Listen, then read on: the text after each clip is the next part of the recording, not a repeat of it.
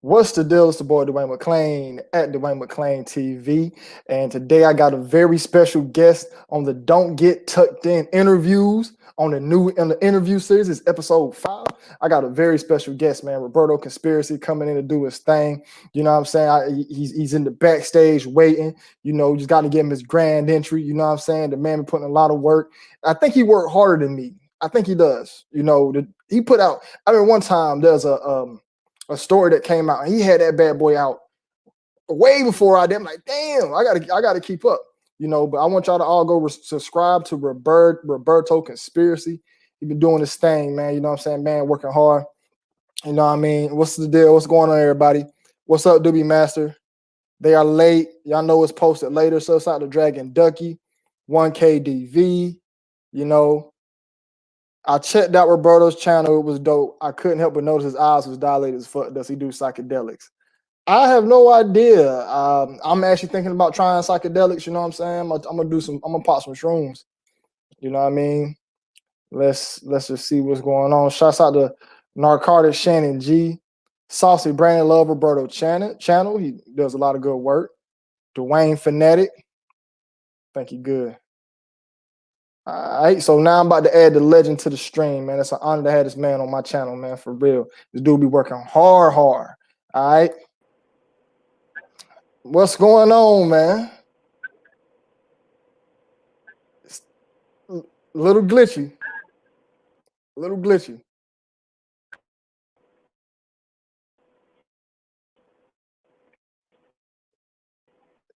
His shit about to get back right, y'all. Just give him a second. What's up, Dwayne, man? Appreciate you for having me on the channel.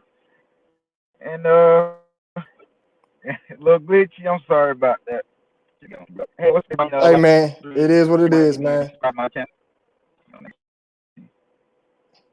Yeah, man, y'all go subscribe to his channel, man. Yeah, man, he was fresh off of work, man. That's why, you know, he got some things going on. But yeah, y'all go subscribe to the man channel, man. Things happen. You know what I mean? A little glitchy. I got you.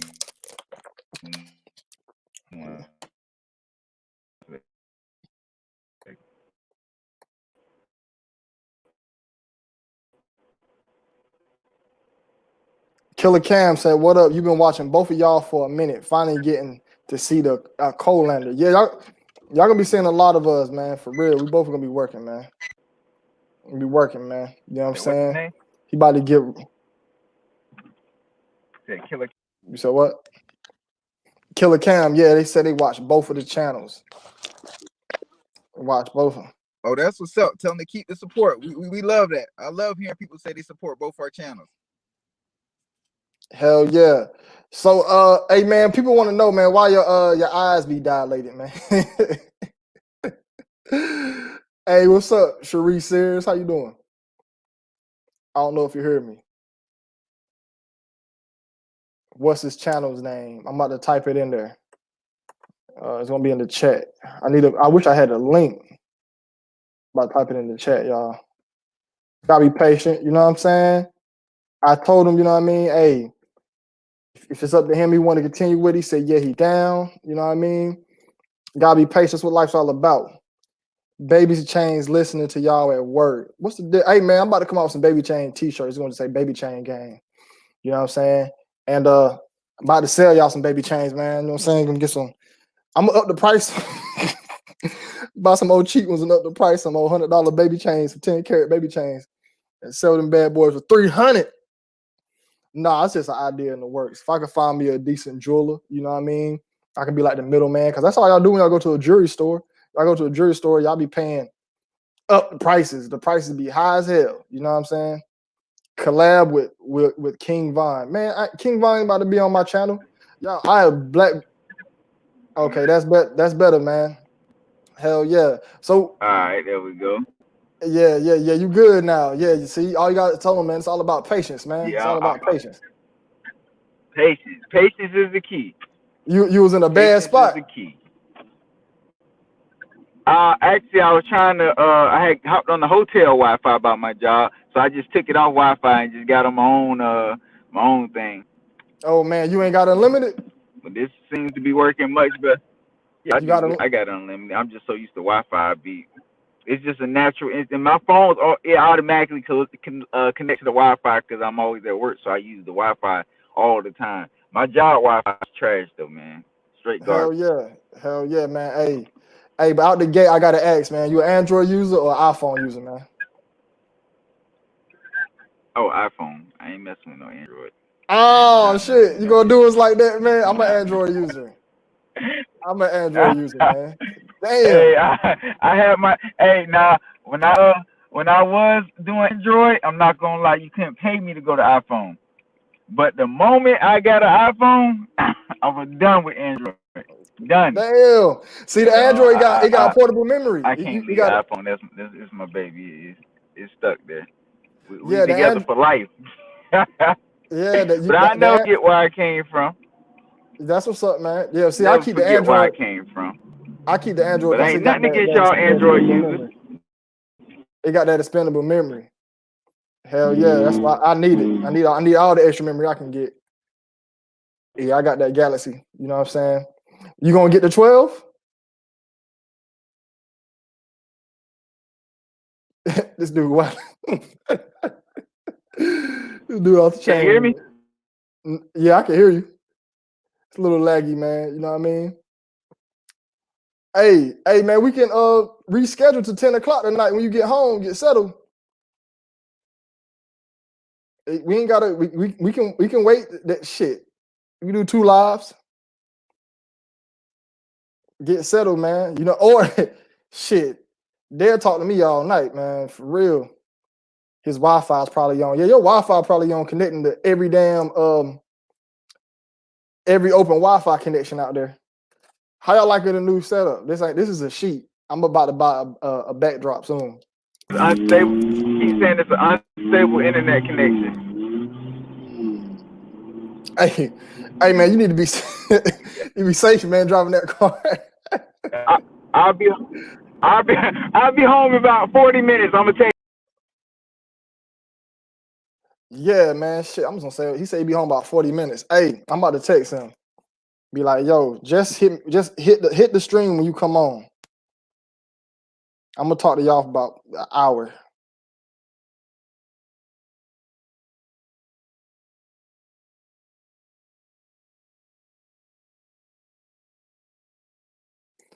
Yeah, man. Yeah, so shit, we're gonna have a shit while he getting himself together. You know what I mean? I kind of want to end the podcast, and then I don't. I might have to split up in 2. You know what I'm saying? Because it's supposed to be like, you know, his channel, you know, his interview. You know what I mean? But he said he get home about 40 minutes. I know I can talk for a good 40 minutes. Cherie Sayers said, "How do you feel about Roddy Rich?" I feel like Roddy Rich is down with them boys for real. You know, if he had like that one song, The Box. Y'all know that they be worshiping the Cube and, you know, Saturn worship and stuff. So you already know how that stuff be going. Damn, 40 minutes. Yeah, he lived far from his job, bro. But he worked. That's a hard working man. That TikTok video you dropped earlier was very informative. Yeah, and I should have bleeped out them cuss words. I was doing. He said be home about 35 minutes. I can talk for that. Yeah, I was doing good in that video too. And I got to that point. I started talking about that girl Charlie, but y'all, I got real frustrated. Like I got to the part where I was like, damn, these people out here making bread and they trash. And I got frustrated. I started cussing and shit. You know what I mean? But I should have bleeped it out. Somebody said they let their 12-year-old kid watch it. Yeah, but yeah, really, Roddy Rich, Cherie Sears, go look at Roddy Rich's go look at Roddy Rich's video where he said all the legends got to die young. When he say that, he's on the phone with Nipsey. You know, that's not by a coincidence. I will never sign my soul, Roddy Rich. They be saying that, man. That's like me saying, yeah, y'all, shit. I ain't never gonna lie again. Niggas lying like crazy. You know what I'm saying? I wouldn't be surprised if your TikTok video go viral for real, for real. Hey, if it does, I'll be happy. You know what I mean? You know what I mean? But my son on the grind heavy. I'm gonna put the link in the chat, man. If y'all want to join the chat. Yeah, don't be on here hogging up time either, man. Do not be up here hogging up time. All right, the link about to be in the chat. Do not be up here hogging up time. You only gonna get a little bit and get out. All right. This is all supposed to be about Roberto tonight. All right. He just had some technical difficulties. Like, I told him we could reschedule for another day, but if you want to do it tonight, it's cool. But we schedule for another day. The link in the chat, y'all, if y'all want to join. Who sent you a little lottie gift? Weren't you sketchy sharing your address? Nah, I sent that to like they had it sent to like a post office or something like that. Like we just like a regular. I ain't have it sent to me. I just had it sent straight to the post office like a PO box. You know what I'm saying? So nah, they not. I ain't about to have nobody coming to me, man. You know, people. I'm talking about this Illuminati stuff.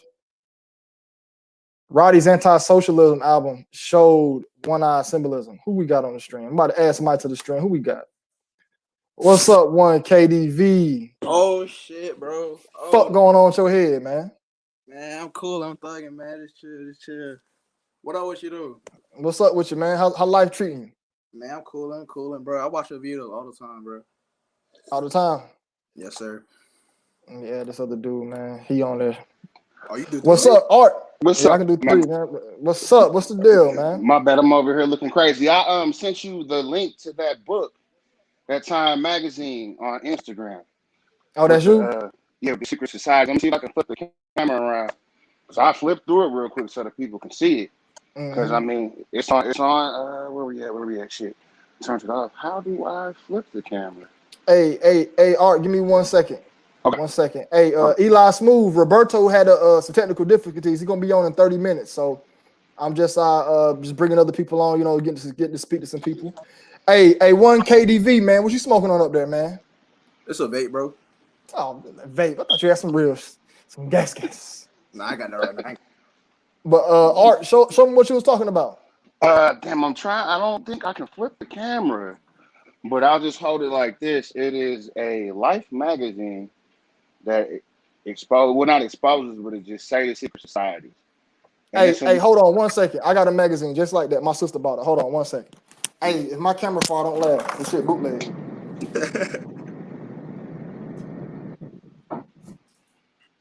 What up, big dog? Chilling, man. Yeah, I'm over here looking crazy. I'm cleaning bonds and stuff. Okay, So when is that from?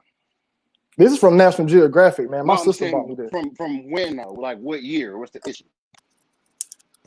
Let me look. This year, May 2020. Okay, yeah. So like I said, I got this literally 2-3 weeks ago, and they say keep on sale until January 1st or January 8th, 2021.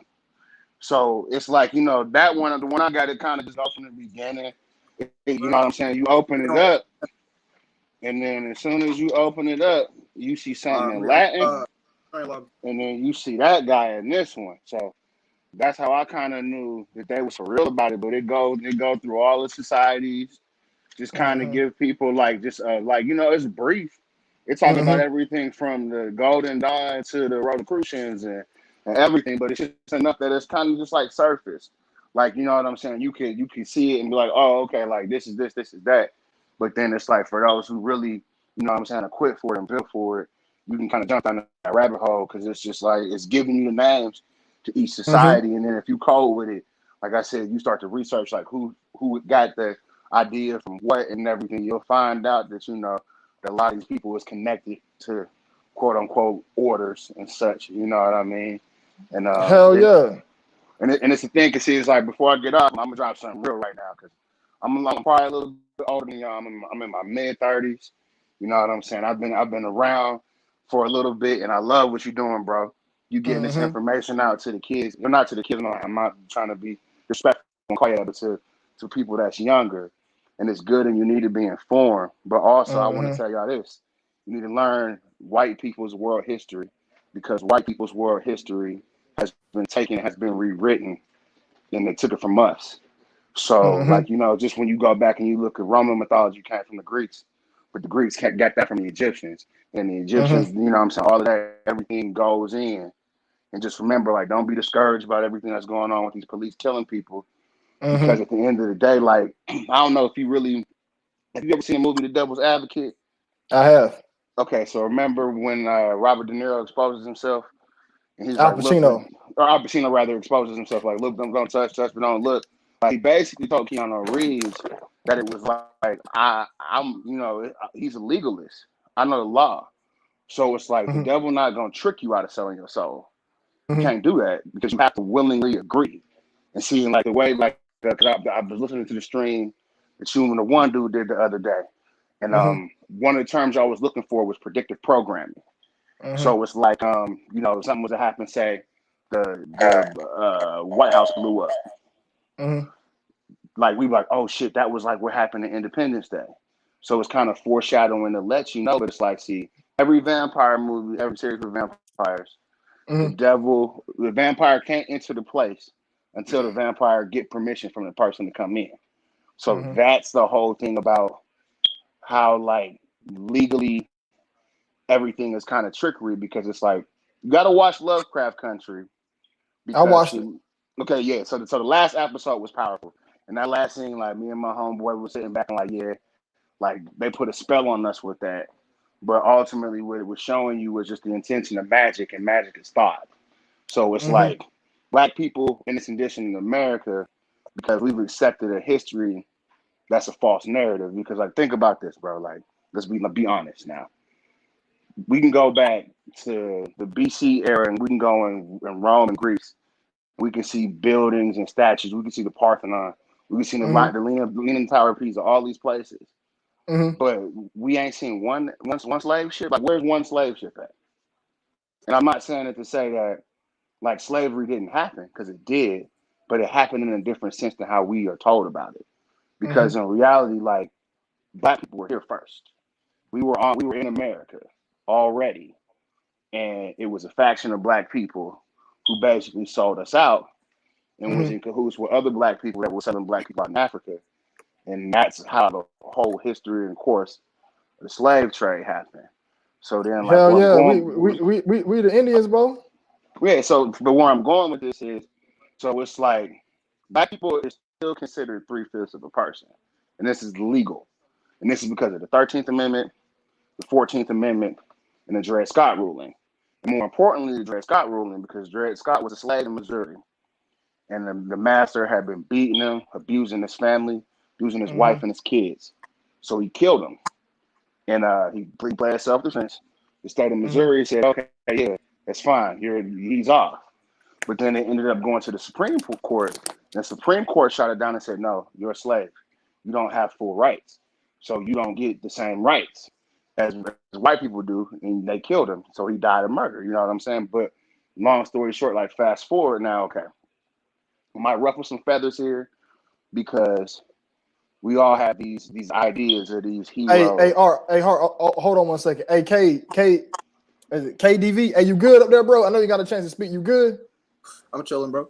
All right. Go ahead, rock, Art. Go ahead and rock. Okay, so this is the thing. So we've been sold the idea of certain people that like would just say black icons. I'm about to get on Martin Luther King. That this man is like he's a thing. So I look at it like this, and I joke with people. Is Jesus, is white Jesus, Obama, and Martin Luther King is the Holy Trinity.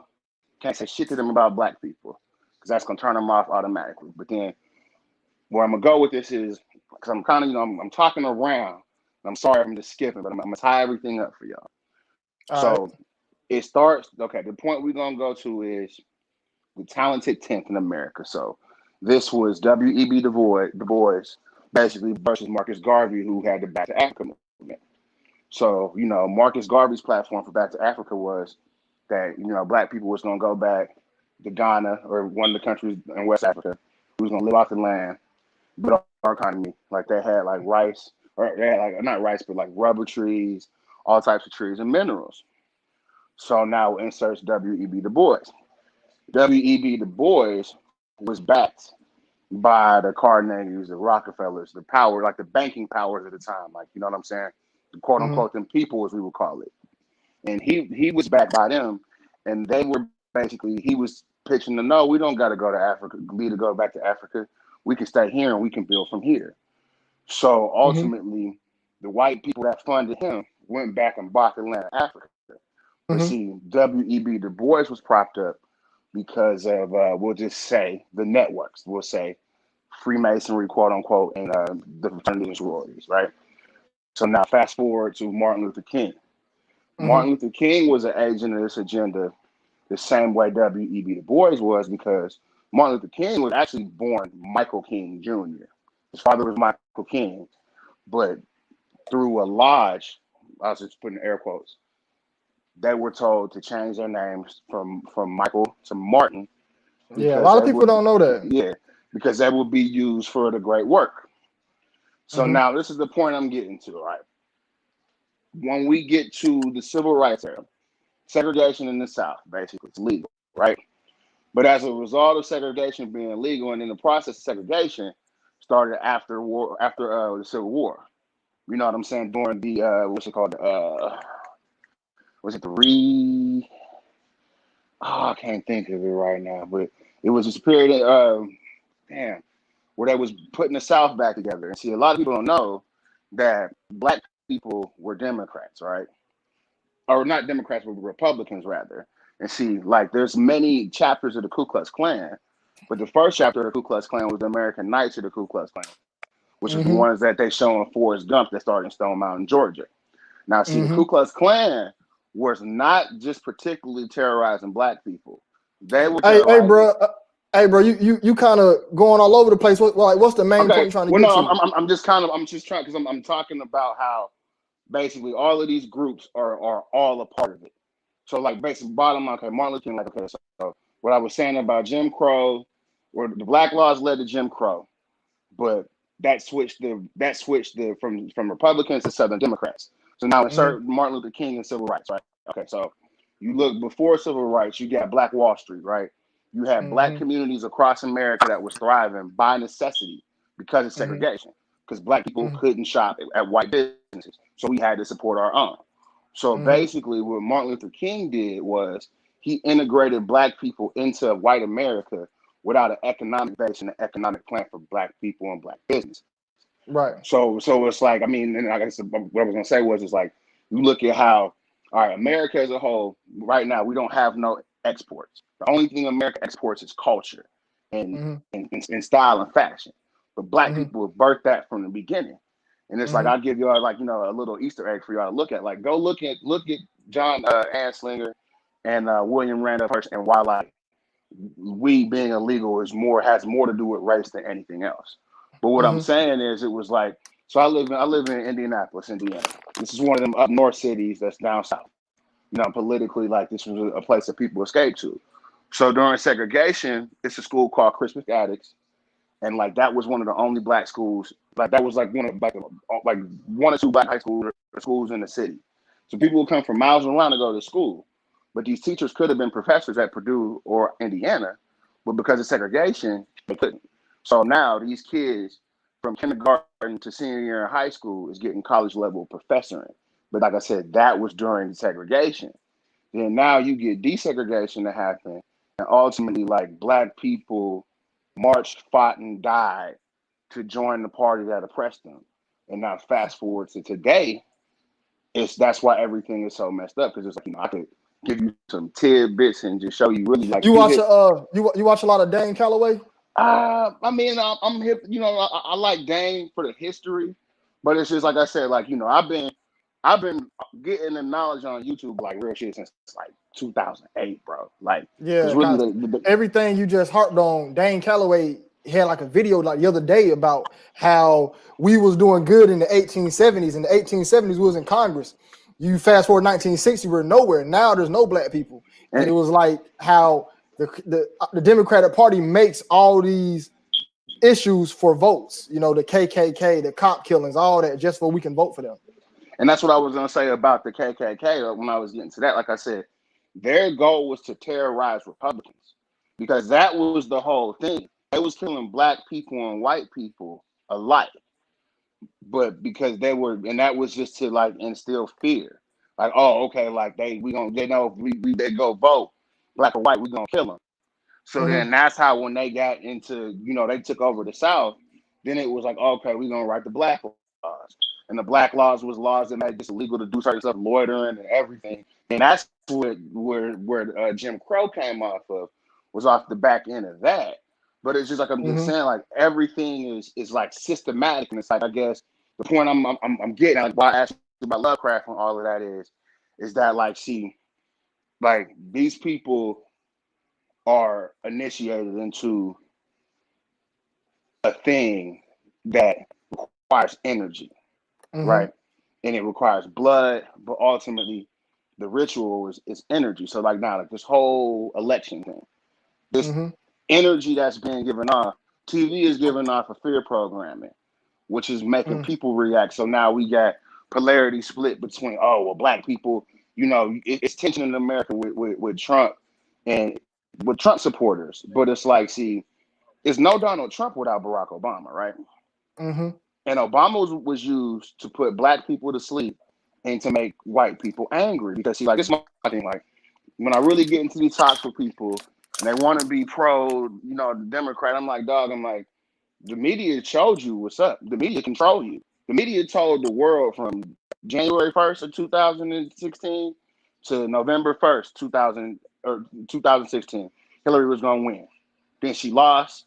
Everybody lost it. So the media is putting the slam on Trump because Trump is, even though he with them boys, Trump is not a part of the faction that's been ruling for the last 40 years.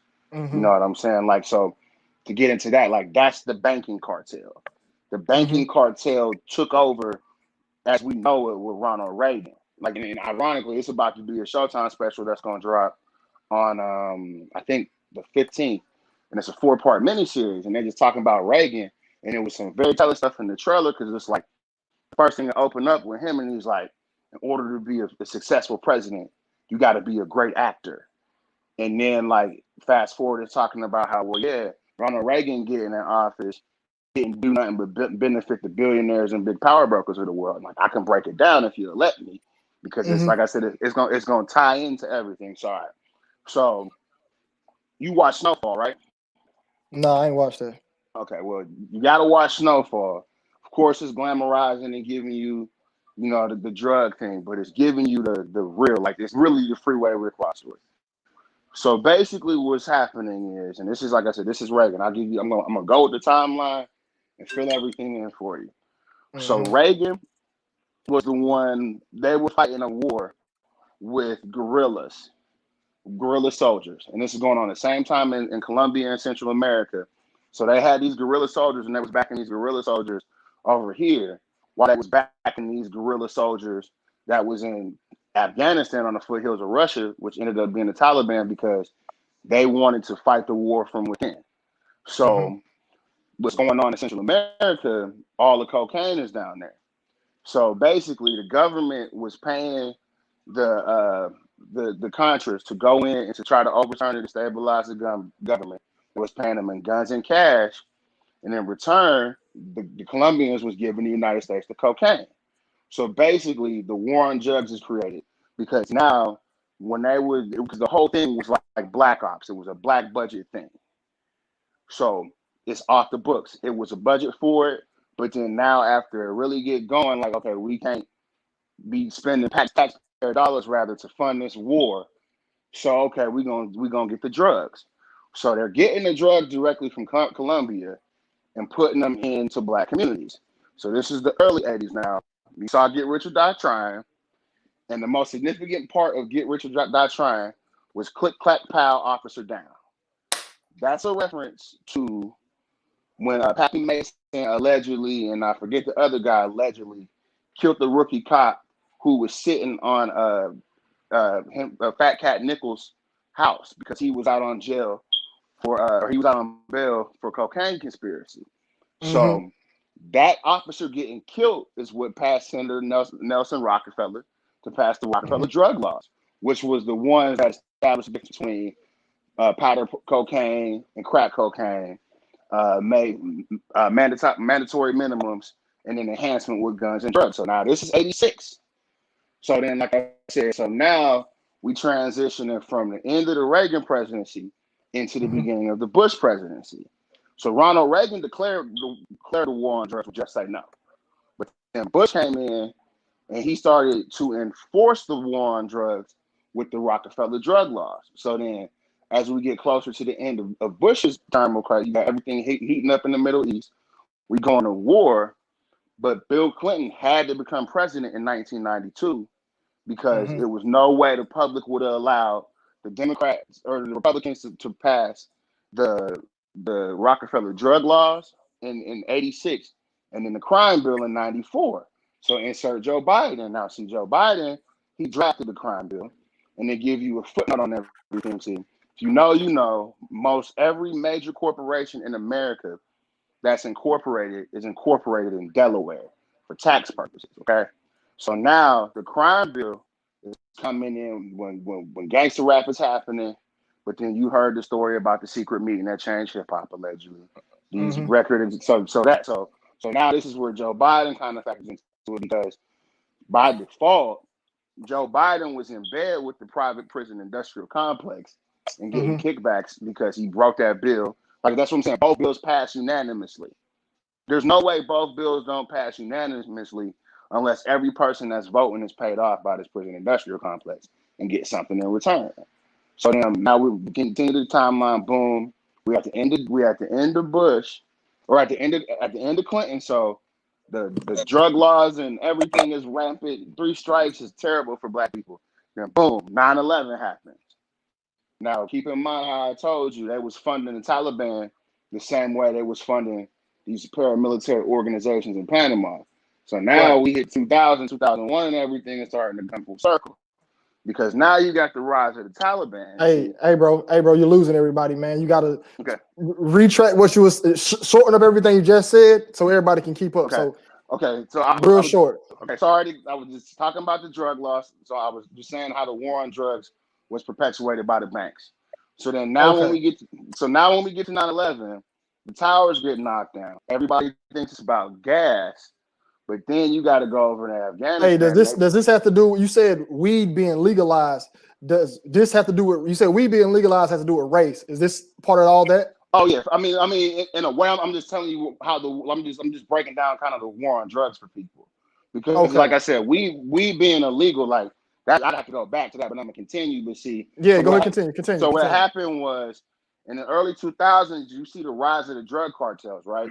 But the drug Mm-hmm. cartels in Mexico was the same guerrilla or paramilitary organizations they funded in the 70s and 80s.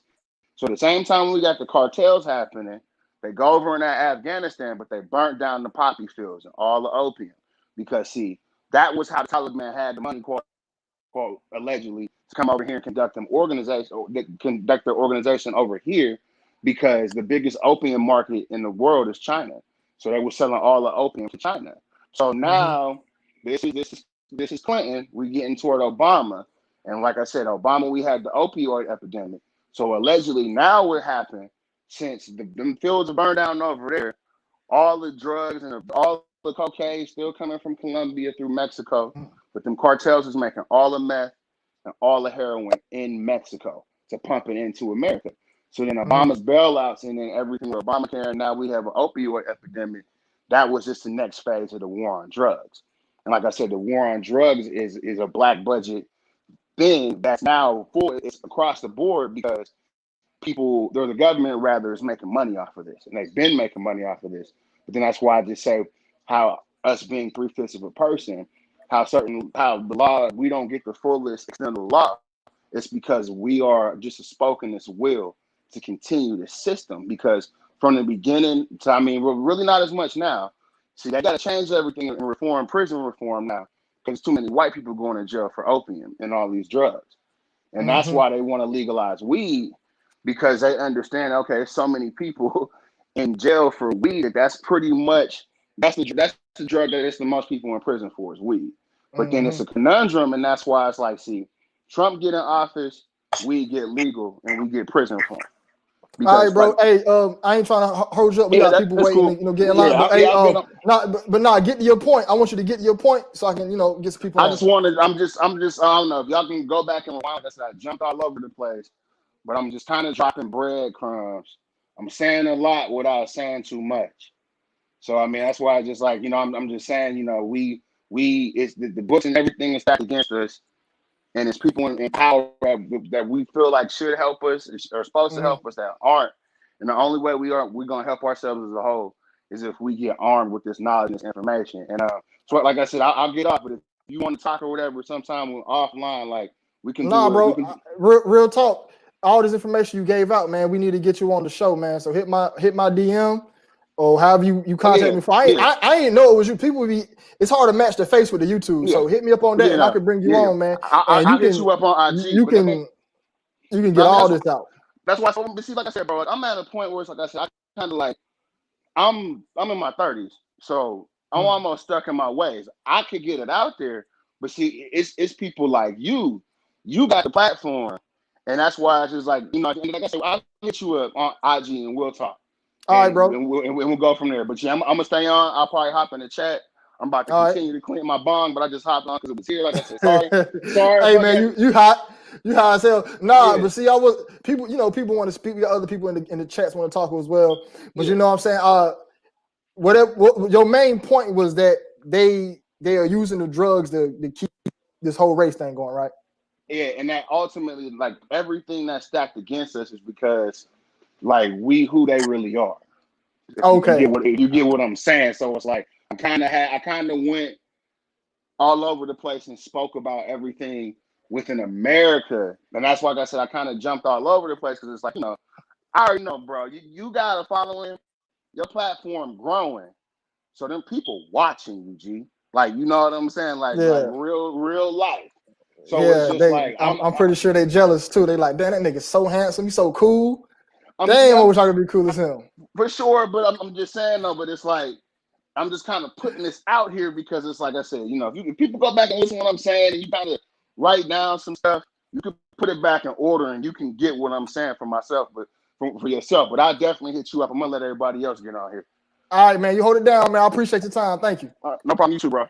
Mm-hmm. Peace. How you 1 KDV. I'm sorry about that, man. I ain't know Buddy had that much. I ain't know he about to go like that. Buddy came in and went hard. That's like imagine getting into a boxing match. You know what I'm saying? Y'all two say, hey man, it's an exhibition. You know what I'm saying? You like, all right, cool. This dude come out and start swinging on your ass. I already know, man. I just want to say what up to you, bro. Hey, I appreciate that, man. I'm glad people get on the chat though. I'm gonna follow with you. I'm gonna be in the chat though, bro. Nah, man, you done got a chance to speak. About to get off already? Yeah, I'm gonna be in the chat. I'm gonna let 2 more people get on, bro. All right, really ain't nobody waiting in line. The person who was waiting, they logged out. Oh, there's somebody. Oh, we got OG Scotty Blinks. All right, bro, I'll holler at you, man. All right, bro. Uh-huh. We got OG in the building. Hold up, let me make that 2-on-2. Oh yeah, There hey. we go. What's the deal? What's the deal, my son? How you doing? Man, hey y'all, this my pops right here, man. Yeah. Straight out of Canada. Seriously though, I've been watching your. Can you see me or should I hear it? That's better. I've been watching your show for a while there, Dwayne, and you're really picking it up, man. You're getting some good knowledge out to these people, and you're growing. I love it, man. I just love it. I love seeing you fucking knock this shit out, buddy. I love it. Fucking kill this shit, buddy. I love it, man. I appreciate it, man. I appreciate that look. Hey, man, talk about that. I know you want. Hey, y'all, he's getting his own interview on November 10th. OG Scotty Blinks. But touch on this little summer. What's her name? Well, okay, it's Somerset Belanoff, man. It's just this. There's this there's apparently there's a lot more levels to the Illuminati than just the 33, right? There's quite a few above that, and there's even levels like that we'll never know about. You know what I mean? Like this shit goes straight up to Lucifer type shit, man.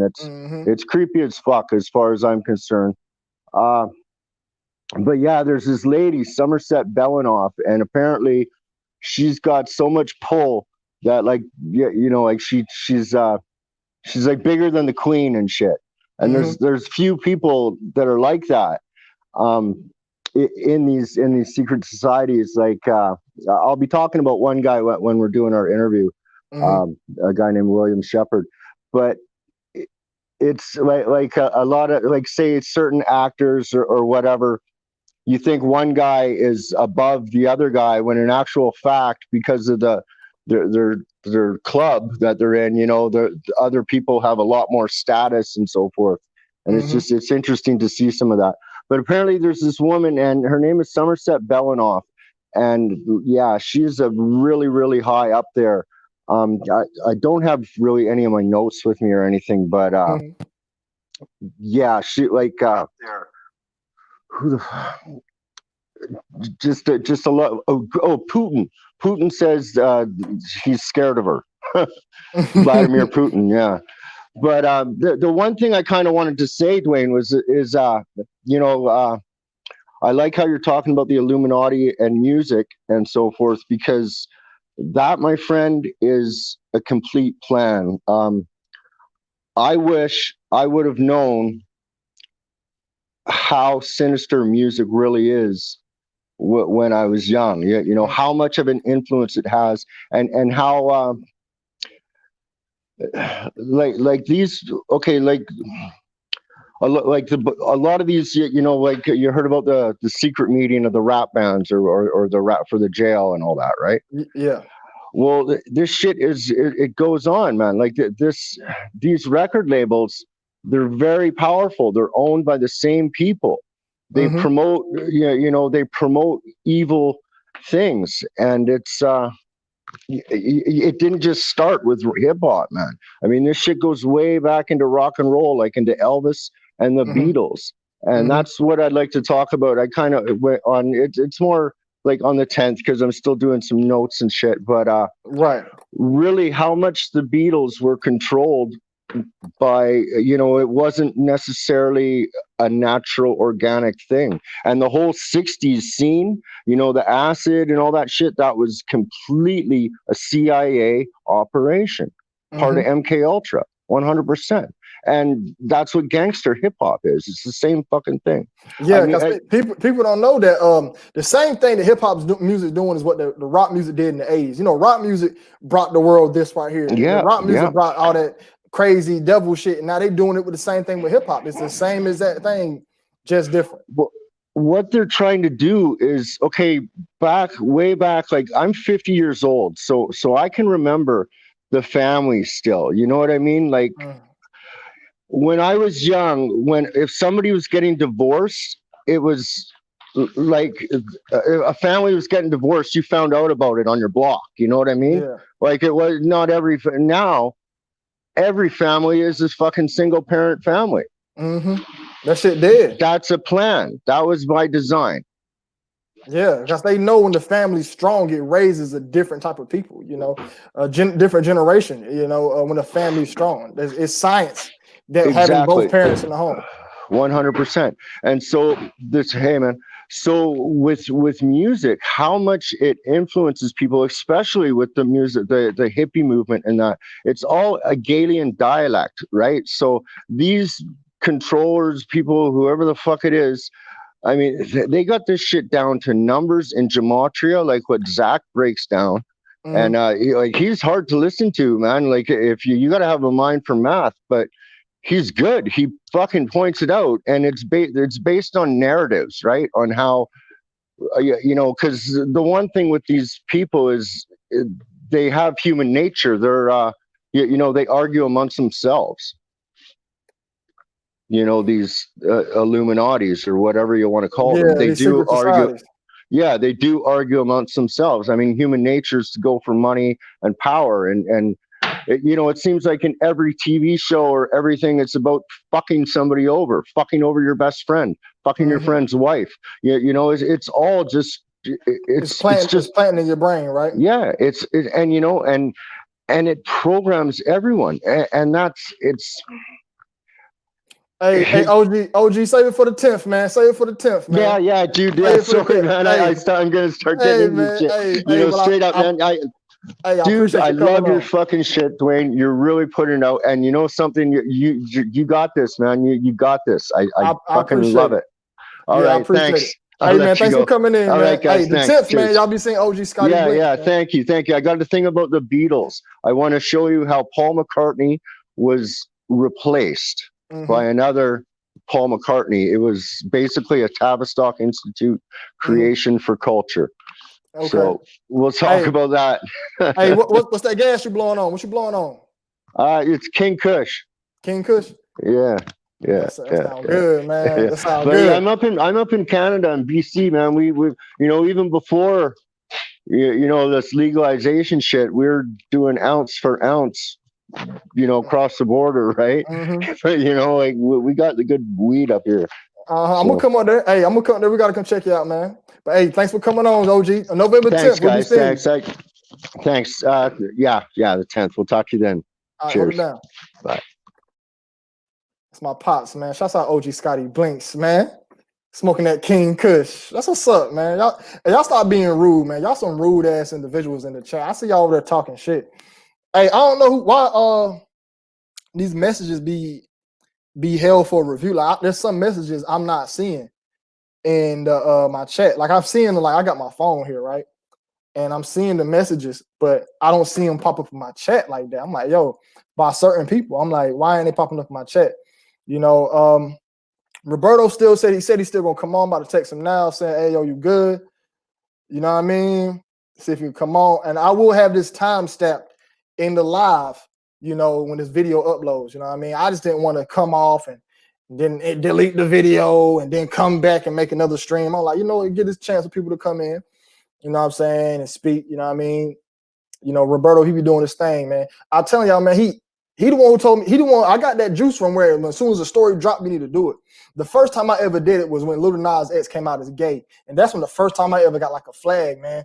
I deleted that video too, because when I got demonetized, I kind of like, well, maybe they don't want my anti-gay videos up. So I deleted it. I'm like, man, I was like, why you delete your videos? You didn't even have that saved nowhere. So that's like in like cyberspace now. I'm like, damn, I deleted my. Then I had another video about transgenders are not women. And I deleted that. I'm like, man, you shouldn't let YouTube punk you like that, man. Forget that demonetization. That's why I was like, man, forget that monetization, man. We about to come out here, you know, put that work in. You know what I mean? Forget that monetization. You know what I'm saying? Make that platform, build that platform up. The platform, the name going to pay, Dwayne McClain, the name going to pay for itself. So forget the monetization. But I remember when the Lil Nas X first came out and he was gay, I blogged on it that day. So he said he about 20 minutes away. You know what I'm saying? Hey, I told him, man, if you want to reschedule, I mean, I'm here all night. I'm just going to work out tonight, the night back day. You know what I'm saying? We'll do some deadlifts. I'm weak as hell. I can't lift shit. I done put the link in the chat multiple times. I'm sorry I ain't been reading y'all messages. Please do a sub to him, y'all. He almost had 1,000. He wants to start doing lives. Baby Chain Gang. Hey, man, shout out to this person right here. They even turned their name to the Baby Chains. Y'all really want to know how I started coming up with the Baby Chains? I came up with the Baby Chains because I knew when I got on camera, people were going to pick and talk shit. So the best way to negate all that, to out the gate, to stop that shit is to talk about it first. So I talked about my fake earrings. How people were like, those earrings ain't even real. Nah, duh, nigga, they fake. And then I said, man, people are going to talk about my small chains. So let me come out the gate and say, yes, the boy with the baby chains on. So that's a skill I've been doing since I was a kid. When I was skinny, man, and I used to always come up with these crazy jokes and make everything a joke. So that's where the baby chains came from. Now I can't even get big chains now. You know, I done stopped that. I don't want big chains. These things are cheaper. And they last long. This is real gold. You ain't never seen my jewelry turn green. You know what I'm saying? And for my people out there who come on here, let me tell you how this YouTube shit works. People got short attention spans. You got to get straight to the point. And if you're going to draw, like when old buddy came on here earlier, I liked all this information he was giving out, but he was going too much. And the same shit with my boy Armchair. When they get on, they start getting into it too deep.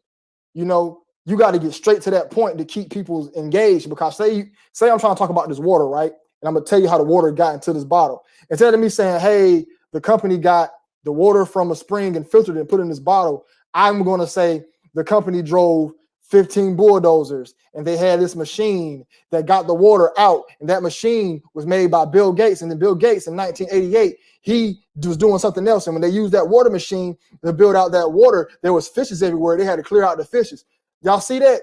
That's how they be doing. You got to learn how to get straight to the point. Get your topic out, but get straight to the point. You want to say, hey, the water gets in this bottle, we get a machine, it goes down to the lake, it sucks the water out, it filters it at this plant, and we put it in the bottle and we send it out.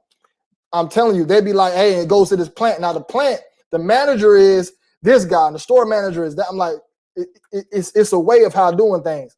You know, it's all about getting straight to that point, because in today's society, people are not patient. You know, even with my videos, and people be wondering why I'll do a random story in the middle of my shit, or I say like, damn, that chick fine. I'm doing that to keep you into the video. And it's by accident, but I notice it works. So now I continue to do it because now you're still into the video. I think my average watch time of my video is like 7-8 minutes. So if I got a 30-minute video and the average watch time 13 minutes, about 13 minutes in, the average person is gone. To keep you drawn in for 30 minutes is good. But if you're going to have a long topic, you need visuals.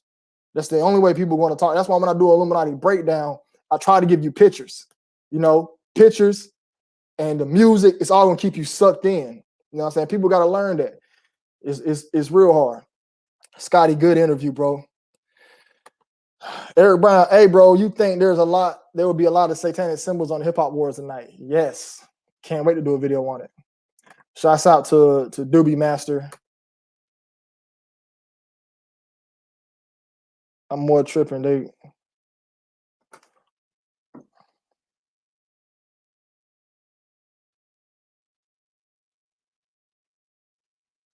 Sorry about that, y'all.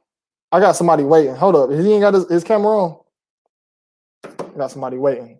We're gonna bring King on. I'm be on here acting like no bitch now. What's up, King? You on, man? King, you about to be removed. All right. Motherfuckers is playing. Let's get down to let's see if I can find some. All right, stop mentioning me, dude. You here for the live or you here to troll? Rasheen Glasgow. Who's mentioning him, man? I didn't say nothing about you. Or you talking about somebody else?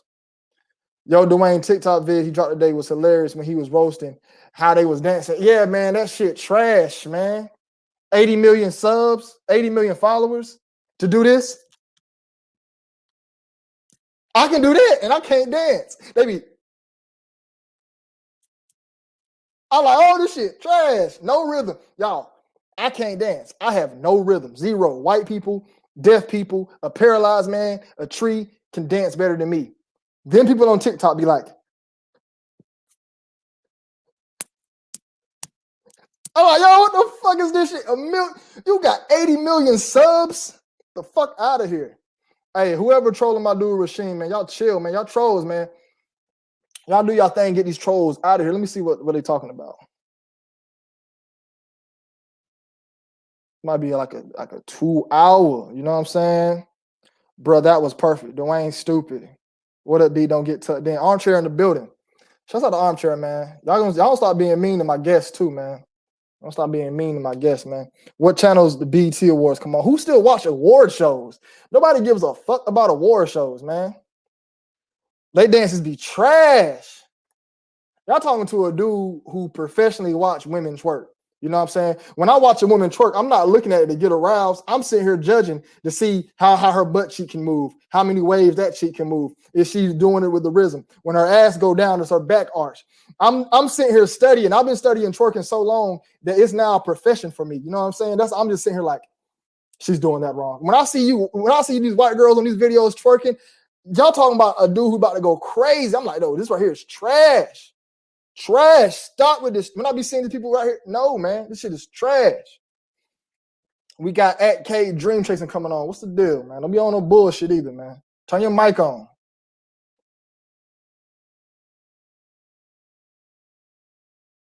Hey, who was my moderator? Flagging these messages and shit. Who was my moderator? Stop with that shit. I'm about to fire all my moderators. Y'all better stop, man. I'm about to fire all y'all and bring new ones on. Hey, K Dream Chasing, you on that bullshit, bro. I'm gonna give you one more minute. Nobody can hear you. I'm about to post the link in the chat again. Hell yeah, man. I'm gonna have Roberto come on again, y'all, because I don't want his video like this. So we're gonna come on another day. He removed himself. Get a mic, Gnarly Lake. Donate to the channel. That's what donate to the channels for, to buy a mic. Where y'all think, you know what I'm saying? Goddamn, where y'all think the sheet came from? Out my bedroom. Okay, we got Armchair in the building. Armchair, he here to give his piece. I know he gonna talk. Add to the stream. Hey, what's the deal, hey, what's man? Up, man? I'm gonna go get something to eat, and I missed a lot of the stream, but I was listening to Art, man. He was dropping some knowledge, man. Hey, Art was dropping some knowledge, man. I know. I was going back and listening to it because I'm not caught up. I was damn, boy, he's talking about the dress guy. And I should have brought that up when I did the live with you. He just got to stay on, like, he got to get one topic out at a time. Right.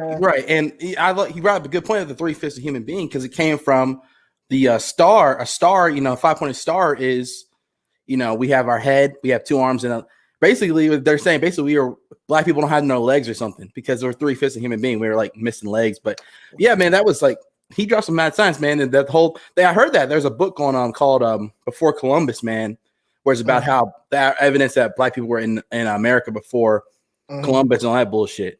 So yeah, man, that was great, man. But yeah, I need to watch all that. But yeah, man, are you going to ever get a chance to talk to Roberto?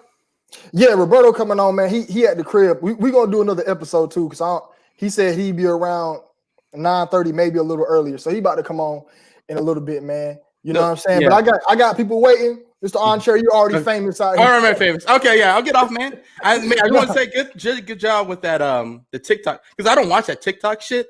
So as great as I'm a grown man, so I don't watch that TikTok shit. So I'm glad. I didn't even know who those hoes were. I'm sorry to cuss, but I don't even know who they were, man. I didn't know who they were either, man. But people had me. Some people sitting to me in my DMs. It was like, "Yo, do a video on this." I started digging into it, and the more I digged into it, the easier it got. I'm like, "Yo, these motherfuckers." They obvious. They were obvious in the rap and the singing game. Like, I'm like, bro, they making this shit too easy. They have no talent and just dancing with Baphomets and pentagrams on and shit. It's crazy. But yeah, I'm gonna get off, man. Peace, bro. Thanks, man. Hey, man, come on the show again, man. I will, man. I definitely will. Like, a couple weeks from now, I will probably jump on. All right, man. Thanks. Hold it down. I left out of there. I had people waiting. I done posted the link. Why the fuck? Oh, okay. I got my boy Jay Guap.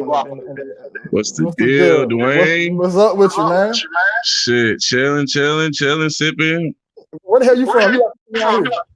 I'm from Cali, LA. Oh man. Hey man, you got an echo, man. You gotta cut the YouTube off. Hold on. The sun's still up over there? Hell yeah, it's only like 6 over here. Ah, shit, man. I'm my mama.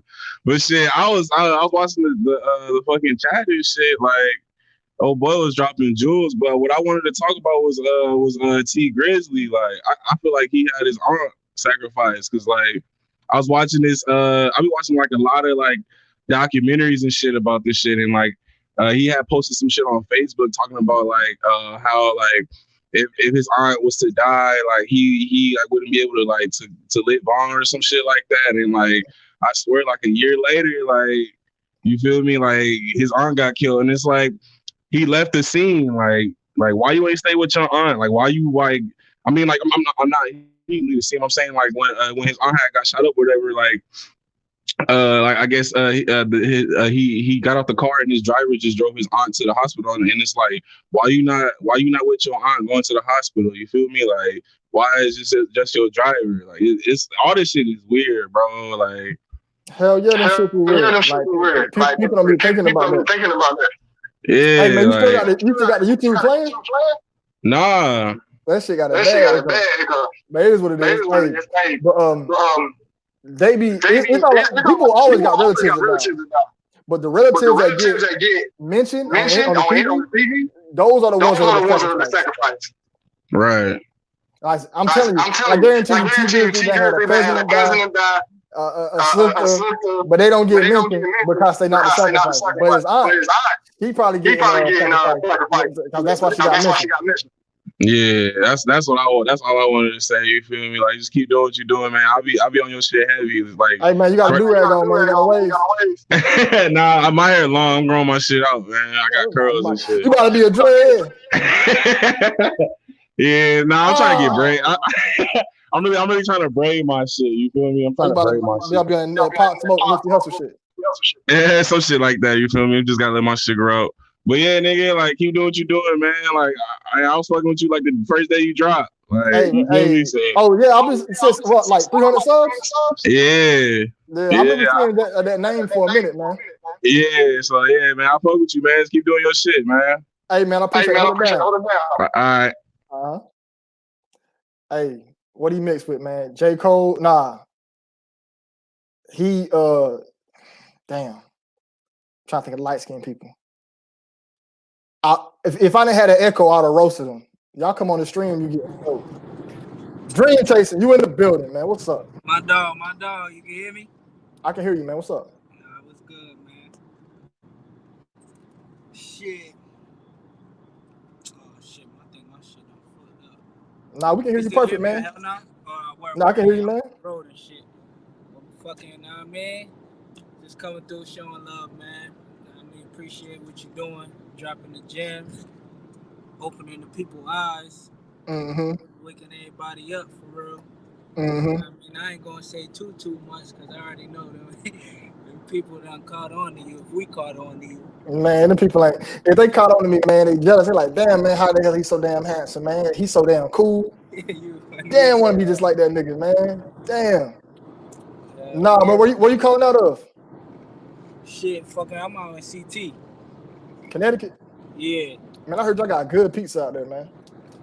So. We gotta find the right spots. But fucking, you know what I mean?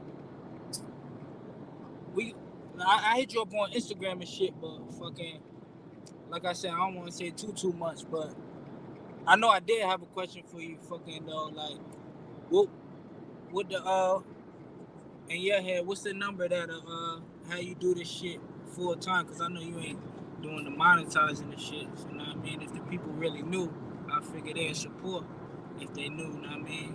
What you mean? Like instead of working a job and shit, like what they give you a month, if we could beat that, maybe that'll how you do this shit full time. Shit, I need about 4 bands a month to do this full time. I got child support, car payment, rent, you know, and then doing this full time to like the Patreon got to hit. I need to post that on more. Then the donations, like Tommy Sotomayor probably made like a band a day doing this shit off of donations. Real talk. Yeah. But he on this shit. For me to do it every day, that's what I need. About a good 4. Okay, I hear you. Shit, the people know now, so you know what I mean? And I know, like I said, we're gonna get that organization together that you was talking about. Oh yeah. We gotta talk offline for that. You already know. So like I said, I'm gonna do my part and I'm gonna holler at you for sure. All right, man. Hey, you drive safe, man. Appreciate you, brother. Keep on doing your thing. Stay safe. All right, hold it down.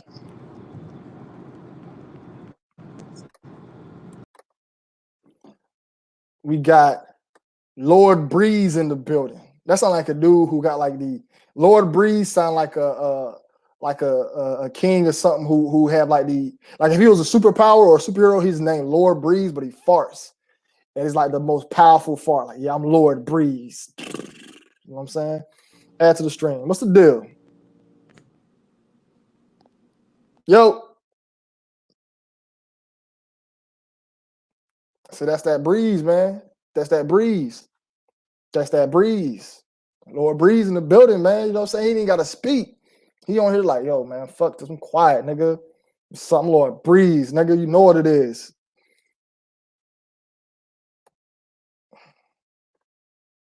Y'all still talking about my boy Armchair. Oh, man. I'm going to post the link one more time, man. Let's see what y'all talking about. Grit set his Ani up. Facts. He needs the headphones in. Baby Chain Gang. I like that, man. I like that. Baby Chain Gang in the building. I get bad vibes from California now, unlike decades ago. Let me see if I even want to come back in. Yo.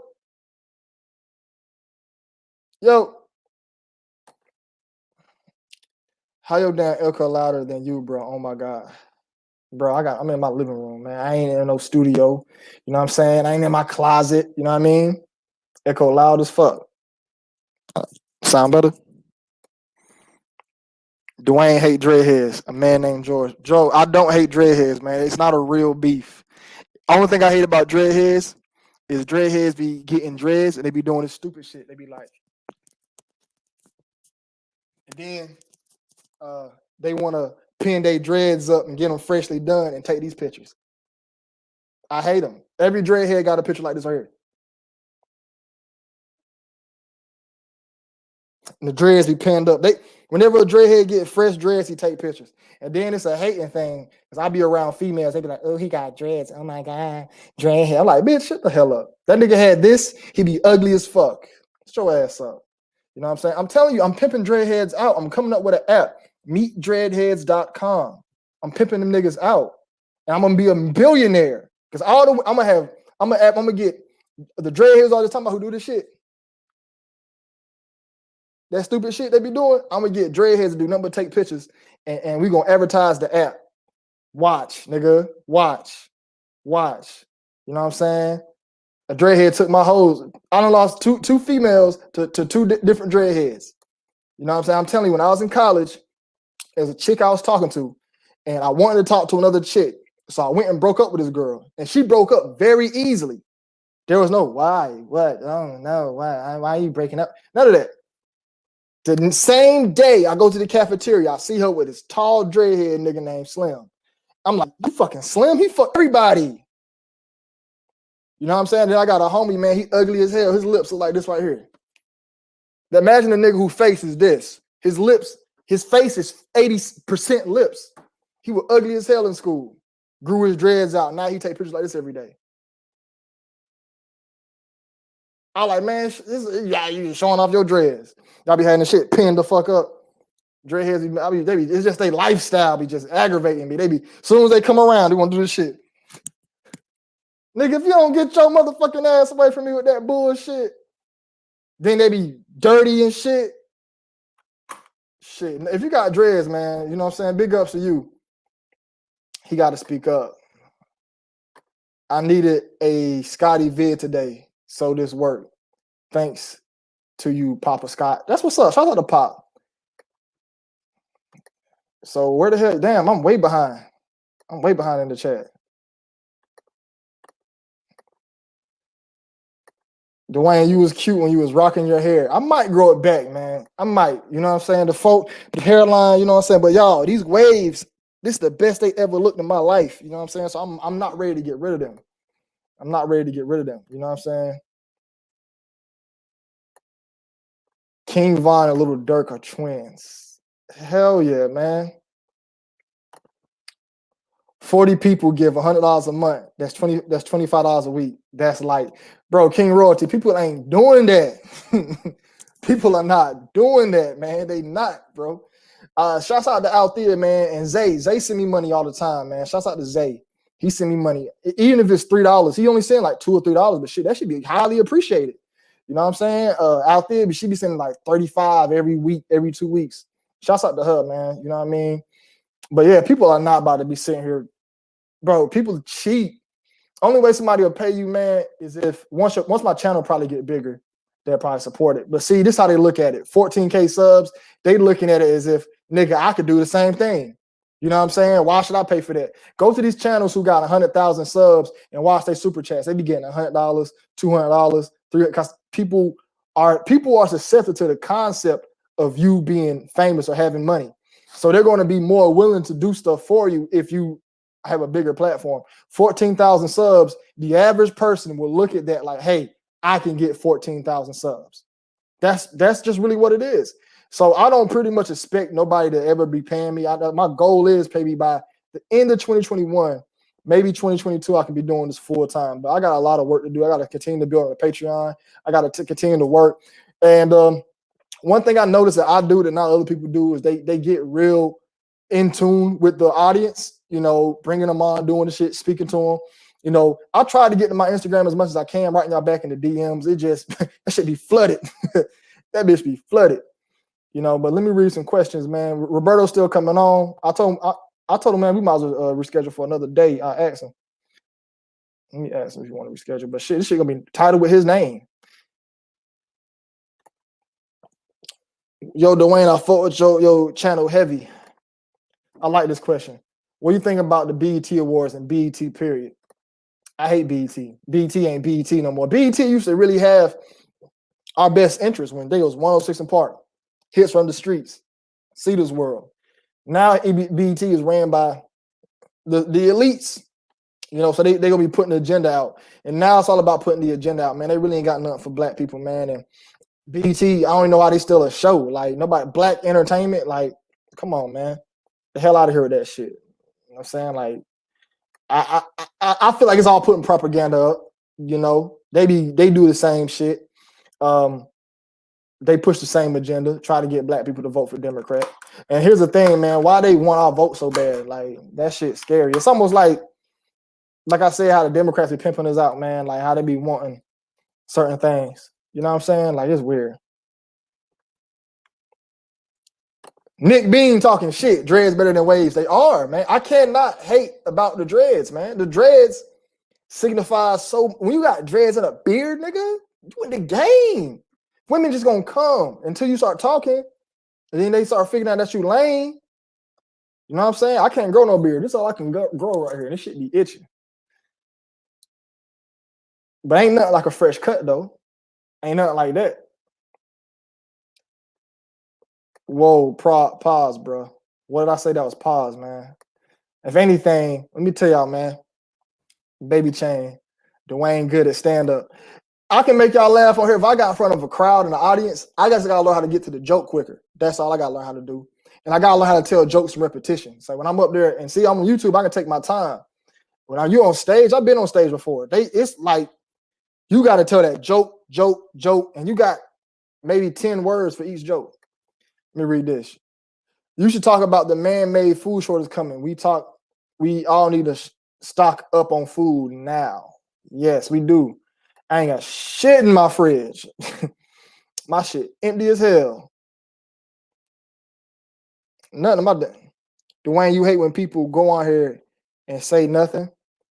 No, bro. I appreciate it. Anytime somebody come on here, and even if somebody comes on here and say, yo, Dwayne, I want to shout you out, do your thing, brother. That means a lot to me. When I did my Instagram live this Sunday and a dude brought me on, he showed me to his family. He was only on for like a minute and a half. Y'all, I went home and it just meant a lot. You know what I'm saying? Like I talked to my mom about it. You know what I mean? Like, hey, mom, this dude brought me on, show me how he's living in Louisiana. It means a lot. Even somebody's come on here to say, hey, Dwayne, shout your channel out. You're doing a good job. I appreciate that. I'm gonna bring that dude Art on the channel, man. I'm gonna bring him on here. He had a lot. I'm gonna give him 3 hours. I'll give it 3 hours. Dej Loaf made a sell so too. Riri. Shouts out to Riri, man. Yeah, Dej Loaf. Let me tell you about Dej Loaf, man. Y'all niggas out here slow. The female album was Sell Soul. She ain't talking about selling shoes, nigga. Janae Aiko came out with an album called Sold Out. SOULED out. Selling soul. SAILING soul. And y'all gonna be like, oh man, she ain't talking about selling her soul. Bro, man, get out of here with that. Oh, my echo bad? Hey man, it is what it is. Shit. I'm gonna go back and listen to this.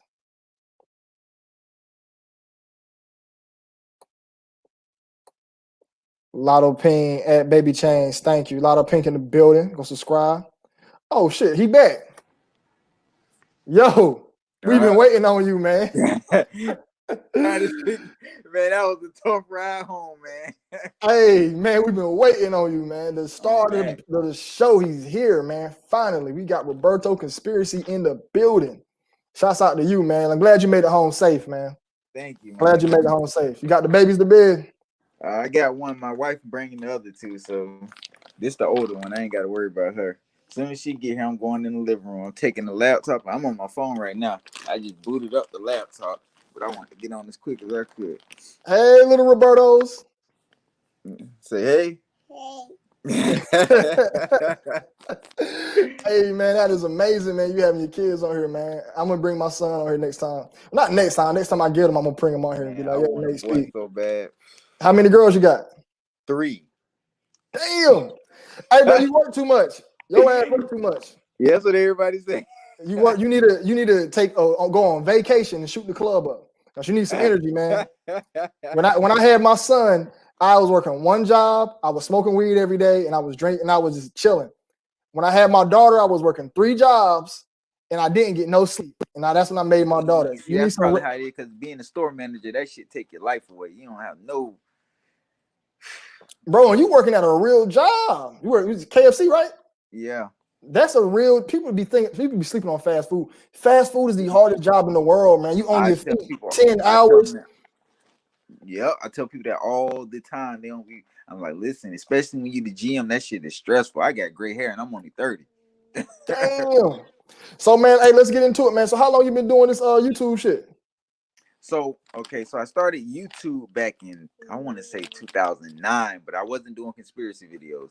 I used to go to car shows and stuff like that, and I used to make videos, and I actually got real popular doing it. But at that time, this was like the beginning of YouTube, so I never really paid it no attention. I got like 700 subscribers. I had a couple videos with like 300,000 views. If you go back to my very beginning, you'll see the car show videos. They used to get a lot of views, and people used to be blowing up my inbox. I don't know if they have inbox on them. I haven't seen it, but when Kobe Bryant died, that's when I had lost my password for my YouTube for one, and then I just got it back last year or the year before that, because the email address I used was, I hadn't used it in so long that they just did away with it. But I could use that. I made a new email with the same exact email, and they let me do it, and all my information, everything was still there. So it was weird. But when Kobe Bryant died, that's when I started doing conspiracy videos, because I'm big on conspiracies. I love it.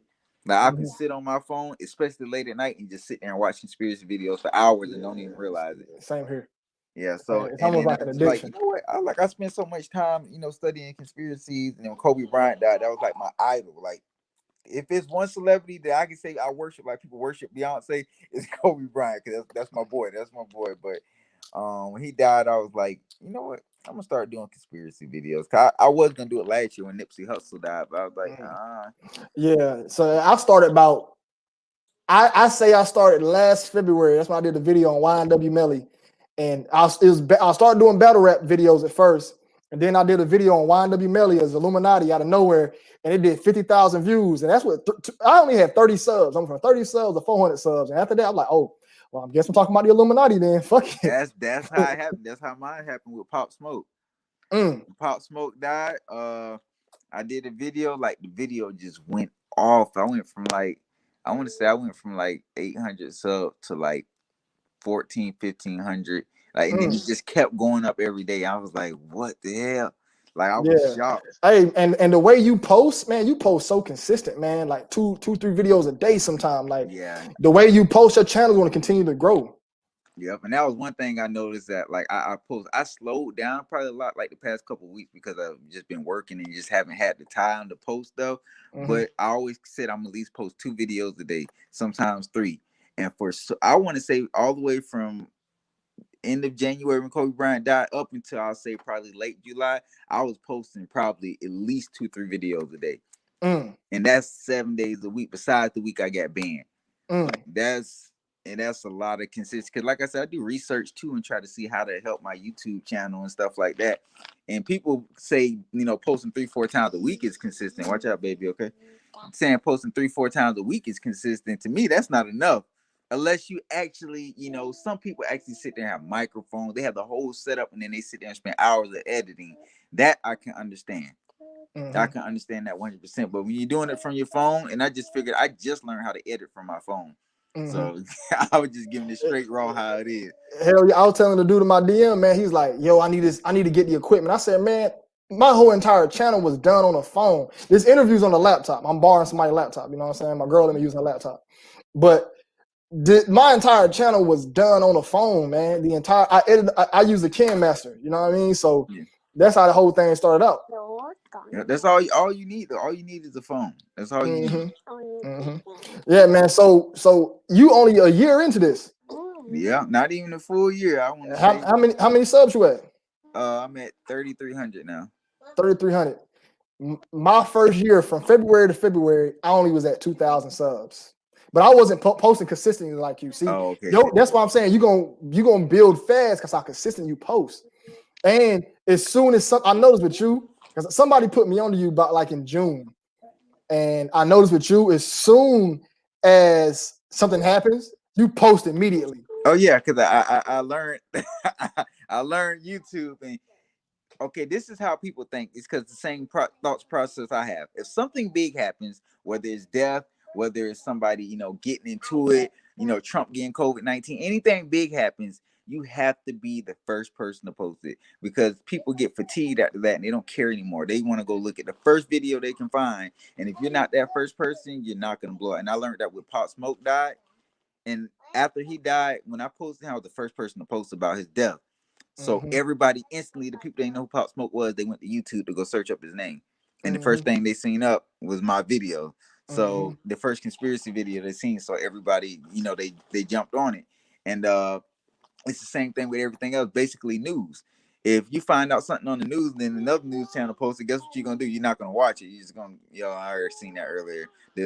I used to wake up at like 3-4 in the morning. I set one for like 5 o'clock, and then I wake up like 7 every morning. So any news that happened, I would always see it before everybody else. Like if it happened overnight when people were asleep, I would see it. My only downfall time is when I'm at, because I make my own schedule, so I usually work like all opens. I work like 8:30 to 6:30. So from like 8:30 to like 4-ish is when I'm really, that's the only time I really don't see a lot of stuff, but nothing really happens that time of day. It's usually later in the afternoon or in the middle of the night. So, I just thought I was like, I got to be the first person, to put out content about something. I'm doing it from my phone. So that gives me another advantage because I don't have to sit down and set up a microphone and then do all this other stuff. And people really, once people enjoy your channel, they enjoy it for what it's for and not because you doing all this crazy editing and adding all this in there. That's extra that comes with it. That's, okay, well, he went from doing the phone and he's adding some extra editing. That's fine. But yeah, go ahead. Oh yeah, but if you get to say me and you, because we both do ours from like in the car type thing, we blow up, and then we get to the point where we got to sit down, edit, and we're doing stuff in the house. People originally gonna be like, "Dang, I wish they go back to the old way they do things." Yeah. They'll be happy at first, and then they're gonna get tired, like, "Dang, I missed the car videos type thing." Yeah. But Spiritual Soul don't edit. At least from what I say, I know what Spiritual Soul is. Yeah. Sun gazer. That nigga aggravate. People be like, you gonna watch this shit? I'm like, no, man, you about to watch that sun gazer shit. But he don't edit. He don't edit. At least I don't think he does. The videos I've seen of him, it's just him and the camera. See, I do edits because it's some different. Sometimes I just want to do like a breakdown. I want to get into it. It's just something I want to do. But you're right, it takes up time. Like that's why I can't put them out as fast as I want to, because I'm trying to post every day. I'm trying to keep my momentum of my channel going. Yeah. So I try to post every day. Like last night when I was working on the TikTok video, man, I'm cooking. I had to eat and finish the video. I get done eating. I'm still putting the video. It took me like 6 hours to put it together.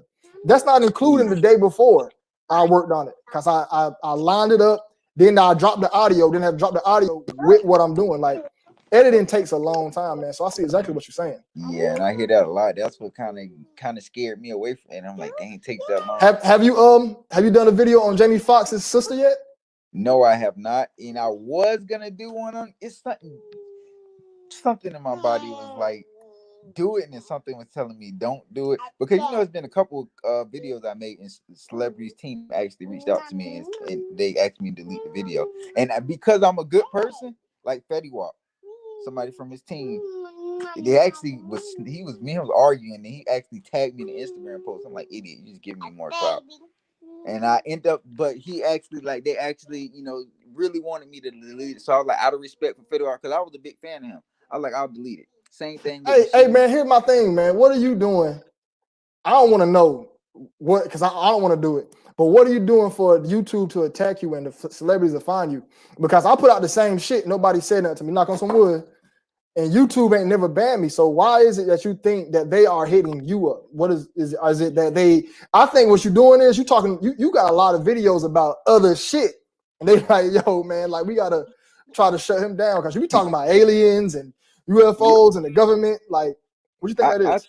Anything I feel to get, and I think that's part of the reason too, because I got a wide variety of things. I just don't focus on one specific, like, because everything's really conspiracies, but it's not one type of conspiracy. Because some people's focus on a certain type of conspiracies, and then when a lot of stuff I research, some things you can't research. It's just off what your gut feeling and what you think and stuff like that. And then you gotta think I predicted a lot of stuff that actually happened, like, which is really crazy. And then, like I said, I'm always first to make a video. So when these celebrities hear about it, or someone tag or show it, bring it to the attention, my video is like the first one they're going to show. Hey, this dude made a video. Machine Gun Kelly made a Twitter post about me, talking about saying he sacrificed his father.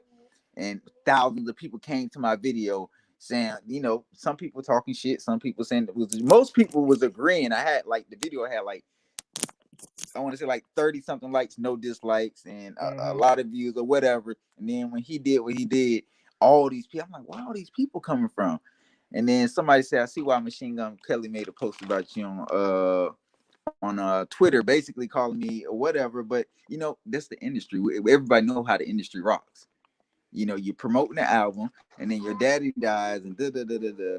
But like I said, he reached out. Well, he didn't specifically reach out to me. Somebody else did, and they were complaining about the video. I think I did delete his video. He was I think the third celebrity that somebody from their team reached out. But people assume just because we don't have 500,000 subscribers that people don't pay attention to what we post. Yeah.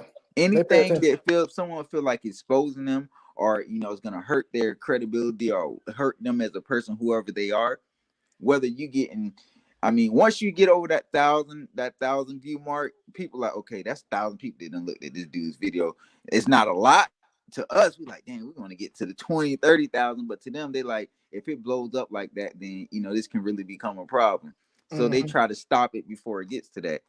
You may not think it's a lot of celebrities that know who you are. You probably do not think about it. You probably like, I'm just a small, YouTube, because right now we are pretty small. You got way more subscribers than me. But there are people that know who you are. And I'm telling you, eventually, if you post enough content, just like you say, I post a lot of content too. So like you always shooting out videos too. They're gonna eventually start coming to you. Like when I was my Freemason video I was gonna make, that I actually did an interview for the free. I was terrified to post that video. I'm not even allowed. Terrified, and I still have it, and my subscribers are waiting for it. Post that shit, man. Fuck that. Man, you don't understand. I wish I still had the screenshots. I had to get a new phone, but I had screenshots of the threats I was getting. Like it was crazy. I'm like, man, they ain't gonna do shit. They ain't like, about to do shit. Was it really them boys hitting you? I want to say so because I was getting emails. The emails was the weird one. I'm like, who the fuck emails people? I was getting emails, Instagram. People was writing me on Instagram. People was commenting.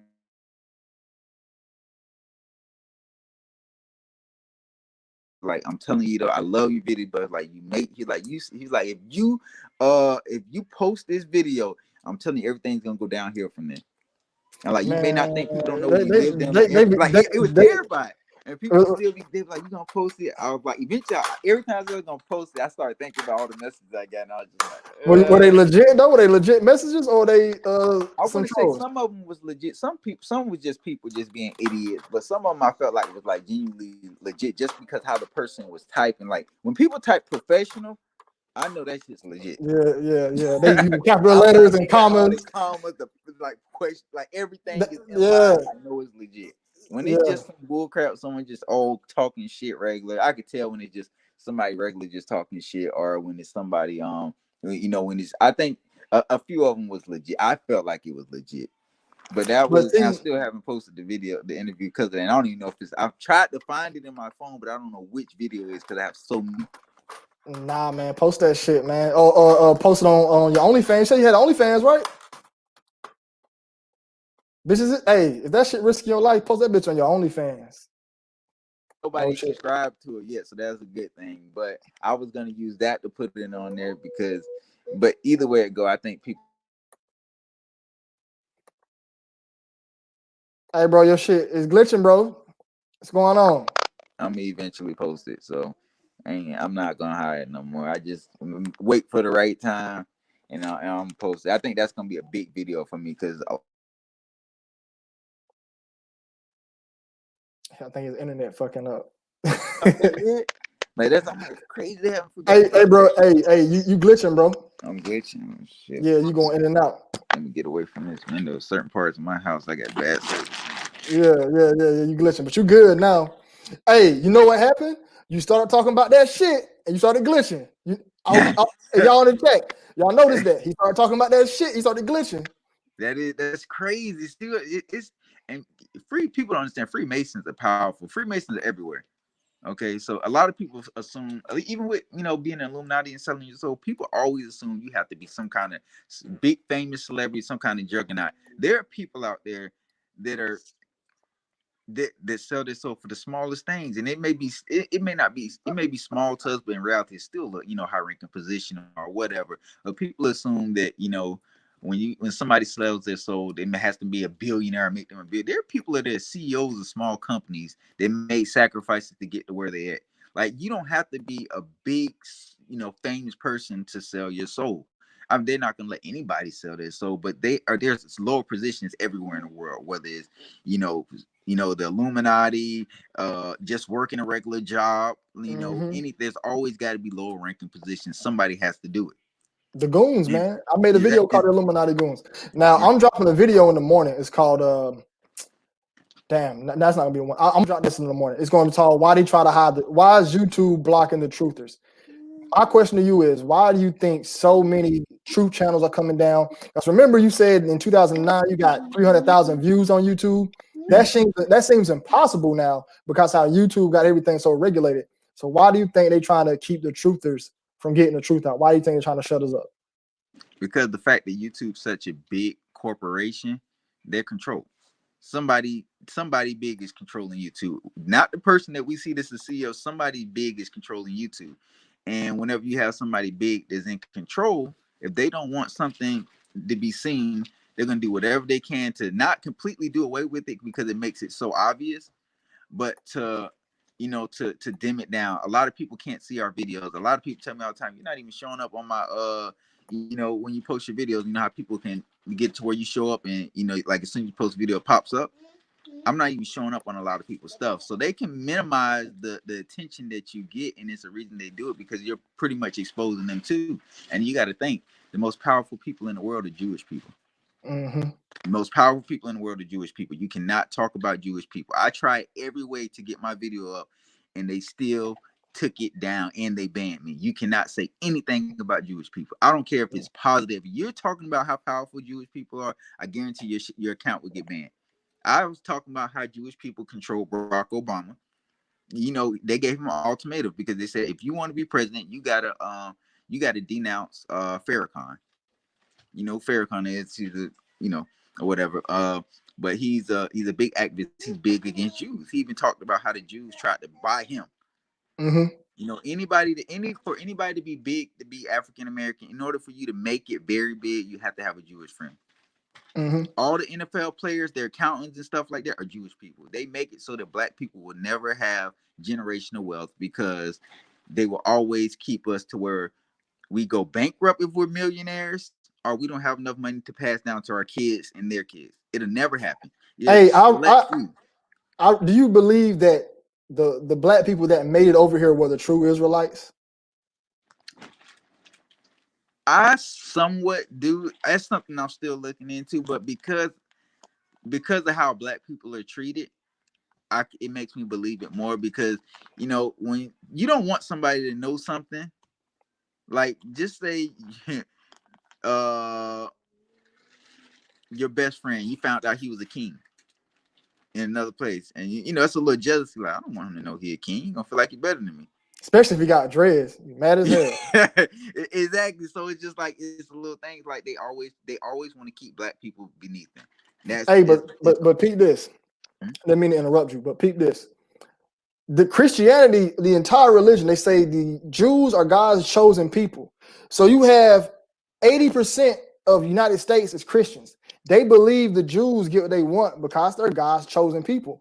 This entire idea that they're God's chosen people, they give them like kind of like a subconscious right to run the world. And we're going to be like, oh, well, Israel, that's God's chosen land. We got to let them do what they do. And the United States, supposed to be a Christian, oriented country, we give them $30 billion a year. But they're like, hey, we're going to give them $30 billion a year. There's God chosen people. So this entire religion, if they found out that blacks were the true God's people, that would shut down everything that they built up. Yeah, that's 100% true. And that's a big thing. The image that they put in front of us, they don't want to mess up. Because like you said, they say that blacks are the chosen, that destroys everything that I guess you could say they worked so hard to get painted image for. So, and then you got to think all the African countries have the most resources and everything. They basically get robbed for everything they have. There's no way Africa, the continent, and all the countries inside of it are poor. And not even all of them are poor, but that's the image they give us because that's always the image they try to paint of black people. You can go to Nigeria, it's beautiful in some areas. Majority of the areas is beautiful, but they're going to show, walking thousands, I don't want to say thousands, but 20, 30 miles to go get water and stuff like that. We can come over here in the States, we can go show them the hood and make it look bad. Mm-hmm. But they're not going to do that because this is not an African country. But Mm-hmm. after they always try to paint that picture, and it's been like that for centuries. And I even at one point, I had a video where I was talking about where everybody besides black people were aliens. Like no, seriously, I because agree. like seriously, but I didn't want to offend because I know I got white subscribers and stuff like that. Of course, no one would never know because we've been born into what we see, and then we all look alike. But if you think about it, if we did have an alien species, they would be the more dominant species on the planet. Mm-hmm. And look how it is. The black people are always put at the lowest of the lowest. We're underneath everybody.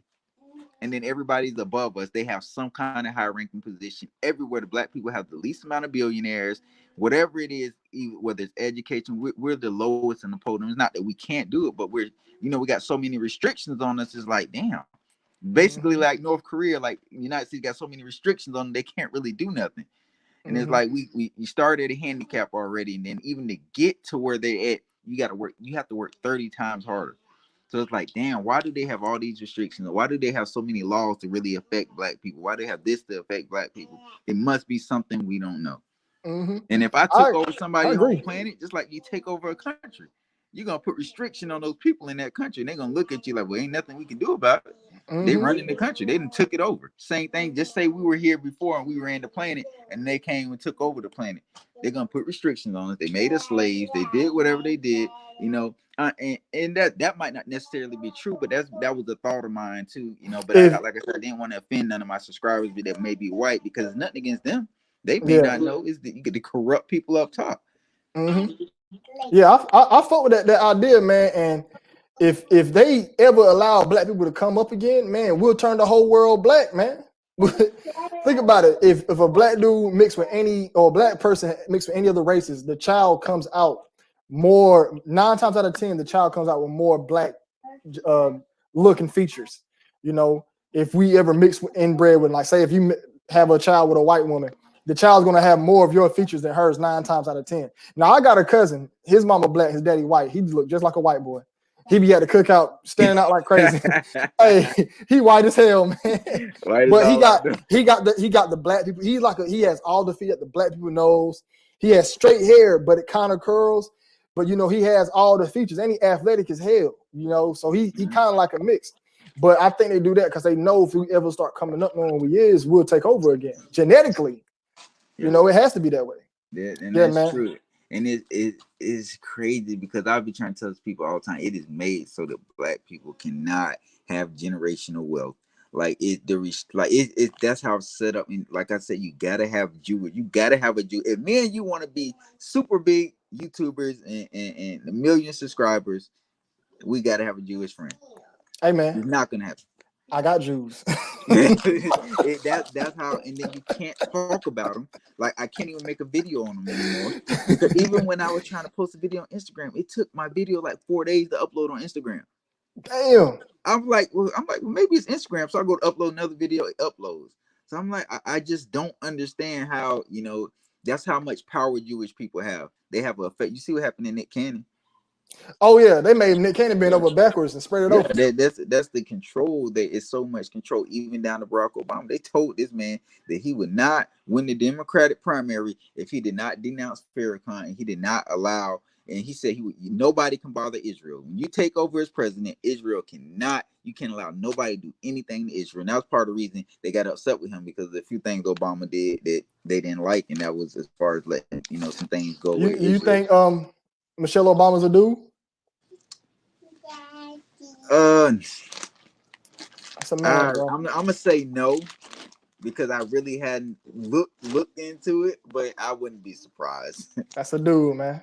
Shit, they make their kids, man. The kids don't look shit like Barack or her. I guarantee you can pull up all 3 of your babies, and you putting you and your wife together.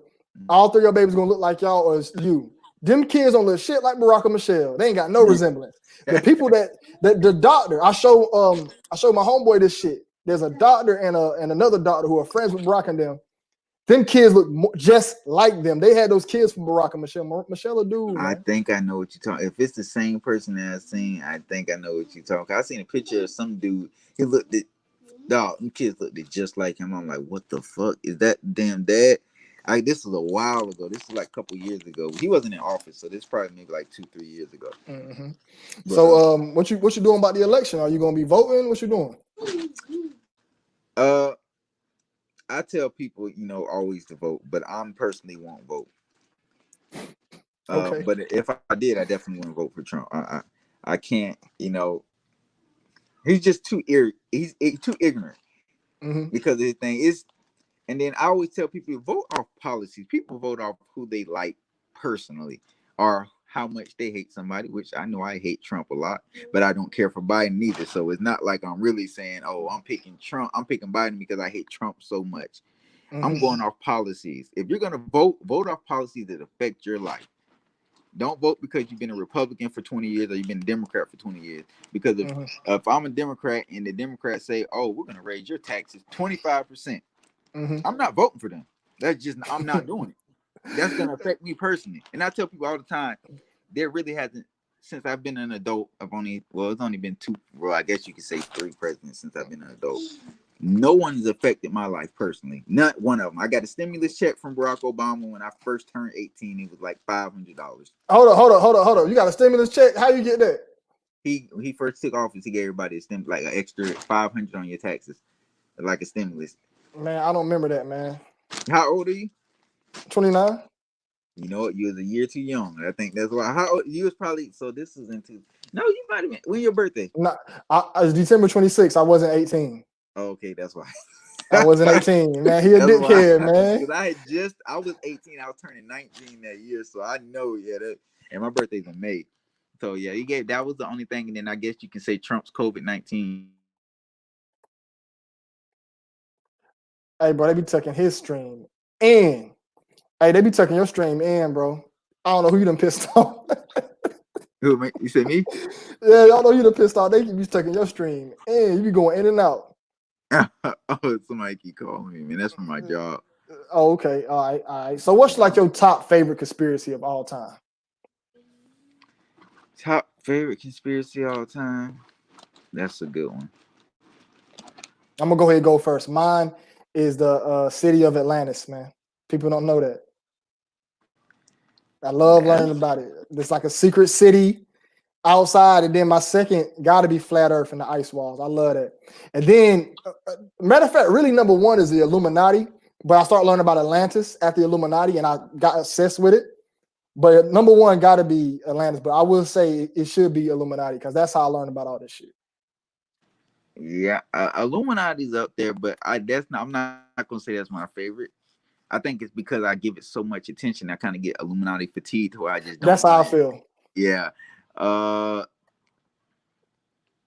man, I'm big on like aliens and even just space in general, because like I tell everybody, the government knows so much more than we do about space and what's actually out there, but we're limited to exactly where we can go in space and deep in the water, like the deepest parts of the ocean. I tell people all the time, I feel like if you go to the deepest part of the ocean and just say it's ground right there, you go through that ground, there's something else on the other side. I don't care what anybody says.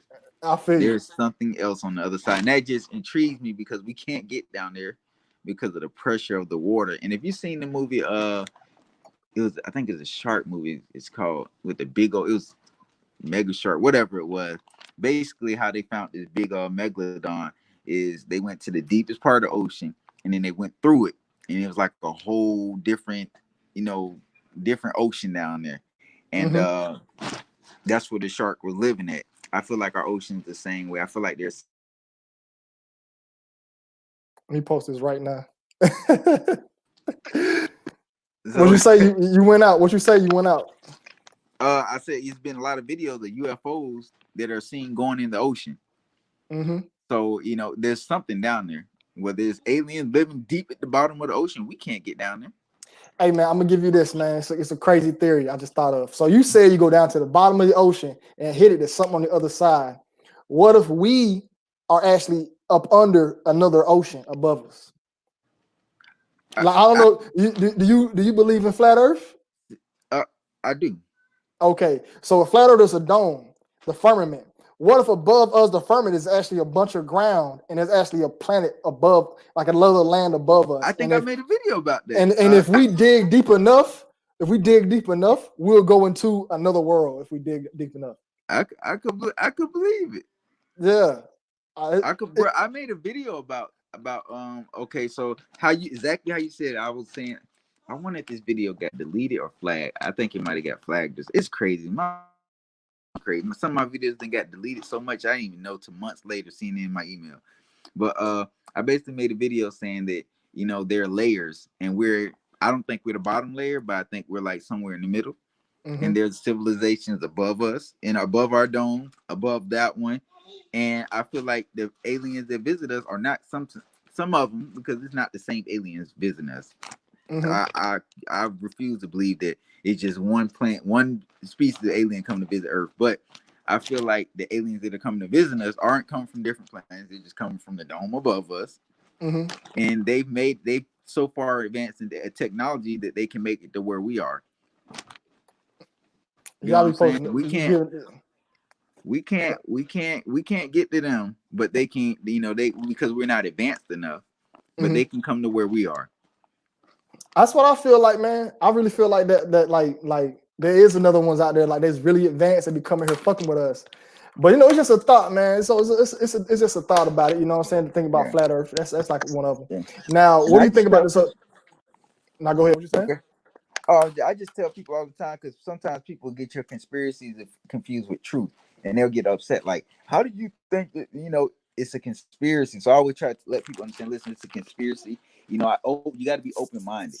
So if you don't think, if you're not for conspiracy theories, a lot of stuff that's that came to the light, or that haven't came to the light, necessarily just brought to people's attention, has been from conspiracies. Mm-hmm. Like everything's conspiracy. Like if we're not for conspiracy theories, you believe everything the government tells you. Everything. That's how things work. Cannot work like that. Somebody has to think outside the box. Mm-hmm. Somebody has to, man. So what you think about the COVID-19, man? You think it was fake? I'm not gonna say it was fake, but I've been around forever. It's not even. I feel like COVID's been around for years, and they just started testing people for it. When they waited for the right time, they just started testing people for it. I feel like anybody that was in the military years ago, like my dad himself had it, they're gonna have COVID-19 because it's been around. But it's never. Whenever they decide they want to use it as a means to affect the world or whatever, that's all they were gonna do. And that's why you see a lot of older people get COVID-19 too. I just feel like it's been around for years. It's just whenever they decide, like it's another virus right now that's probably in a lot of our bodies that we don't know about. Mm-hmm. And at the right time, they're gonna bring it up. They're gonna use it for another pandemic, make money off of us, because everything is really about money these days. Money and control. That's what it's all about, man. Big Pharma. Yeah. Big Pharma run all that shit. They run all that shit, man. Yeah, so what's gonna be like the next content you're gonna be dropping, man? The people want to know, man. What you gonna be dropping next? What you working on?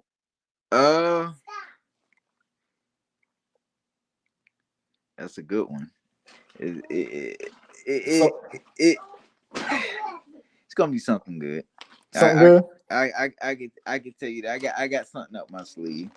All right. So what brought you down this rabbit hole, man? Because for me, man, my homie came over one day, showed me the back of the dollar bill, and was like, "Yo, this pyramid shit, these niggas run your life, and you stuck in the matrix." And I started reading about the Illuminati, and I was glued. So what was the thing that got you into conspiracies, or was just something you just do since you was young? Like, what got you? I always been obsessed with the Loch Ness Monster and Bigfoot and stuff like that. I always been. That's why you see what my email is. That I had email since I was a kid. So I sometimes be embarrassed of it. I'll be like, man, this is something. That was my gamer tag when I was. Let me read what your email say, man. My gamer tag, man. My gamer tag used to be Loch Ness, man. Let me read who I sent it to. His name is Loch Ness Owns at Yahoo. Exactly. So you gotta think. I had that email for a long time, but I was always obsessed. Like I used to sit home and watch videos of like mystery stuff. Like I still feel like they're like there's probably some dinosaurs, not a lot, but like in places like the Amazon where we really haven't explored really. There's animals like they've been alive for thousands of years down there. Like things like that intrigued me way before, you know, the Illuminati and stuff like that. Always when I'm like, there's animals out there that like the Loch Ness monster that exists, but we can never catch it. It's like we know it's there, but we don't know it's there. So it gives you that maybe it doesn't exist. We haven't seen it in so long, or no one really catch it. No one's never seen it on video and things like that. A Bigfoot. So, you know, stuff like that is what really brought me into conspiracies. But, you know, once I got into it, it just, you know, all these other things came to my attention. I was like, whoa, this, that. It take you down a rabbit. It take you down a rabbit hole. Yeah. And you just get obsessed with it. And you become, and once you start researching, that's what they don't want you to do. Once you become open-minded, because a lot of people, and you got to be open to criticism when you're open-minded. Like, I know sometimes you look in your comments and be like, okay, whatever. I get some crazy comments. You got to, man. Yeah, and you just got to be open to it. And once you get open to it, because they're so used to people being open-minded and getting, you know, bashed for it or getting called types of names, and they usually don't go through with it. You know, once you start going through with it and you become open-minded and you don't let stuff affect you and you start exposing the truth, that's when you become a problem. And you either end up getting banned, you get, you know, you get hate mail, or you get somebody reaching out to you, asking you to delete something. If it's not true, what are you so worried about it for? You know, anytime you start speaking the truth, you become a problem. And that's why you see a lot of times these people that are more popular and they start speaking on the truth, they either get blackballed or they end up dead somewhere. That's just how the industry rolls. What do you think about Isaac Cappy, man? That happened to him. You said who? Isaac Cappy. Who is that? You know who Isaac Cappy is? He was the one, he said, he started blowing the whistle about how they took them in again. Froze up. Yeah, he blew the whistle about how Hollywood has pedophile rings, how they rape kids. You're talking about now. Yeah, and they killed him. They said he jumped off the bridge at Route 66. That's how they always try to make it out to be suicide. Anytime somebody exposed, they always try to make the person out to be suicidal. They always try to make you out to be suicidal, or you tried to kill yourself. That's the crazy part. It's like all these people are not killing themselves. Y'all are either, you know, they either getting, you know, maybe a few of them may have killed themselves because of the stress and all the, you know, the threats and, you know, the FBI and all them people. Like they would learn, they can find out a lot about you. That's the crazy thing. Like I'm pretty sure they got every bit of information on me and you. Probably know where you stay. They know everything about us, but they would never let us know that, because once we know that, then we know we're doing something right. They don't want you to know you're doing something right. And that's it's gonna be hard for us to ever get monetized. Oh yeah, but that's I've been waiting months. It's just not gonna happen because the type of content we post, and then you gotta realize the people, the app we're posting on is we're kind of exposing that person too, because it's corrupt. You know, it's corruptness, and you see it all the time, like having conspiracy videos. You know, doing that, people have to, a lot of times people think we do things for views, but don't realize we're not getting paid for these views. So I can never do something that I'm not profiting off of. I'm not making no money. I'm doing it because I'm doing it for y'all. Right. A lot of people don't understand that. They don't realize that we do this for y'all. And this stuff takes time. Sometimes you get fatigued, you don't feel like doing it. Hell like you'll find out a whole bunch of stuff and you be like, dang. And then you think about all your subscribers, like, dang, I gotta let them know about this. Every times I see stuff and I'm like, I do not even feel like doing this video. I'm tired, just get out of work. My kids and drove me crazy, and I still get up and do it. You know, they got to understand what comes with it. We don't just do it just for our own health. You know, once we start exposing stuff and start, you know, getting others out there to find out about it, I want to wake as many people up as I can, because the being woke will become normal. Right now, it's like you looked at it as a, you know, outsider, and you get a lot of crazy mail and all that. It's like some of the stuff people be saying to me is off the wall. And I just I don't get bothered by it anymore. Like I used to argue with people in the comments, and I still do, because they come back to my video and that's another view. Yeah. I don't give him much as attention. Sometimes I might come out in that bag, but when I first started, I used to stay going. I'd be, your mama ugly as fuck, fam. But I stopped with that though. I don't really go back and forth with them, but it does help your channel out, you know. But I noticed that we get demonetized real quick. They take our channels down. They blocking us. I'm pretty sure you've seen this. You got YouTube Studio? Yeah.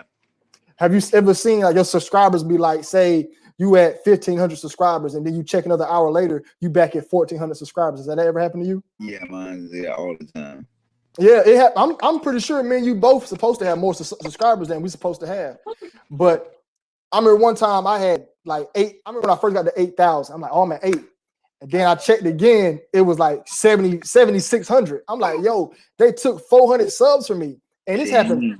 Sometimes I have 10 subs taken away. It happens all the time, man.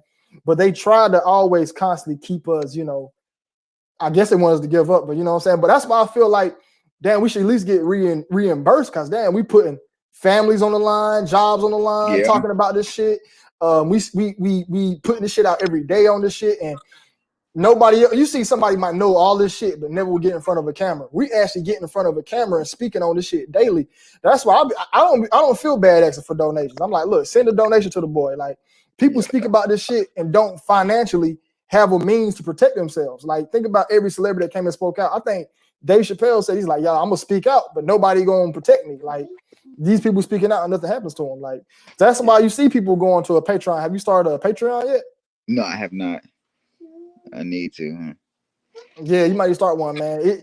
It's hard to build up. It's really hard to build up. You know what I'm saying? But yeah, man, it's a difficult job, man. But you know what I'm saying? How much time you got? I'm not holding you up any. Oh no, you good, man. You good. Okay. Yeah, I got man. all the time in the world. All right, man. All right. So you say you went into aliens and shit like that. What do you think about these orbs? Have you ever seen that orb that was in like Peru and it came floating down and shot back up real quick? Yeah, I've seen orbs. To me, I feel like the orb is basically what a drone is for us. You know, it's equivalent to a drone, but there's probably much more advanced of gathering information without actually having to be there. Because aliens do whatever they can to hide from us. You're not gonna blankly. You see more UFOs. You're not just gonna see an alien walking down the street. Mm-hmm. And if they, I feel like they're a person. They're gonna be in a human form. I feel like they're people that are, aliens that live among us, everyday people. That's how they get their information. Because if we were advanced enough to go to another planet and see their species, I guarantee you, we would basically, how we have spies here that go to other countries, they fit in. That's exactly what we would do if we went to another planet. We would look just like them. And I'm pretty sure that's what they do here. They're so much more advanced than us. They come here as spies. They gather information, and sometimes they get caught, but the government will never tell us. That's what Area 51 is for. The government never tell us, oh, we caught an alien or whatever. And I'm pretty sure they caught plenty of aliens that are people that are spying. Because our government is super advanced. People don't understand how advanced our government is. That's why I say they classify a lot of stuff and they don't tell us about it. Because they only want to know. The government probably knows so much more than we could ever imagine. But they'll never tell us. They're not gonna tell us, oh, we caught a spy alien. They'll tell us they caught a spy from Russia over here in a heartbeat. But they're not gonna tell us, we caught somebody that's not actually a human, because that would actually scare people. That right there would scare people. I could see it. Like, I'll be thinking like, damn, I'm opening the door for somebody now. Like, this could be one of them. That's just how people are gonna think. But the government's very secretive. Look, that little kid looks like you, man. Barack Obama kids don't look nothing like him. Go over there and play, okay? But yeah, it's aliens. I just real big on alien play. I feel like that's the closest thing that actually we have a connection with. Not actually having a connection with, but it's there in front of us for the taking. Like, there's just so much evidence, and people just look around. They drive me crazy. I'm like, you don't see all this evidence in front of you. So many UFO sightings, orbs everywhere.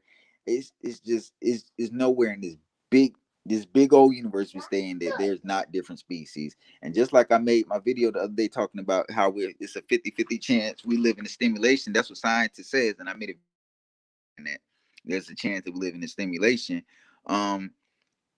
We're created so where we can't go to a certain distance.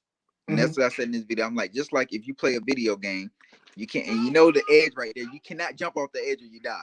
Yeah, in the game, there's no way possible that you can make it to where you can jump off and survive. That's how we created. We can go so far in space, but we have our limits. We were created to where we cannot go past, say we can't go past Mars, for instance.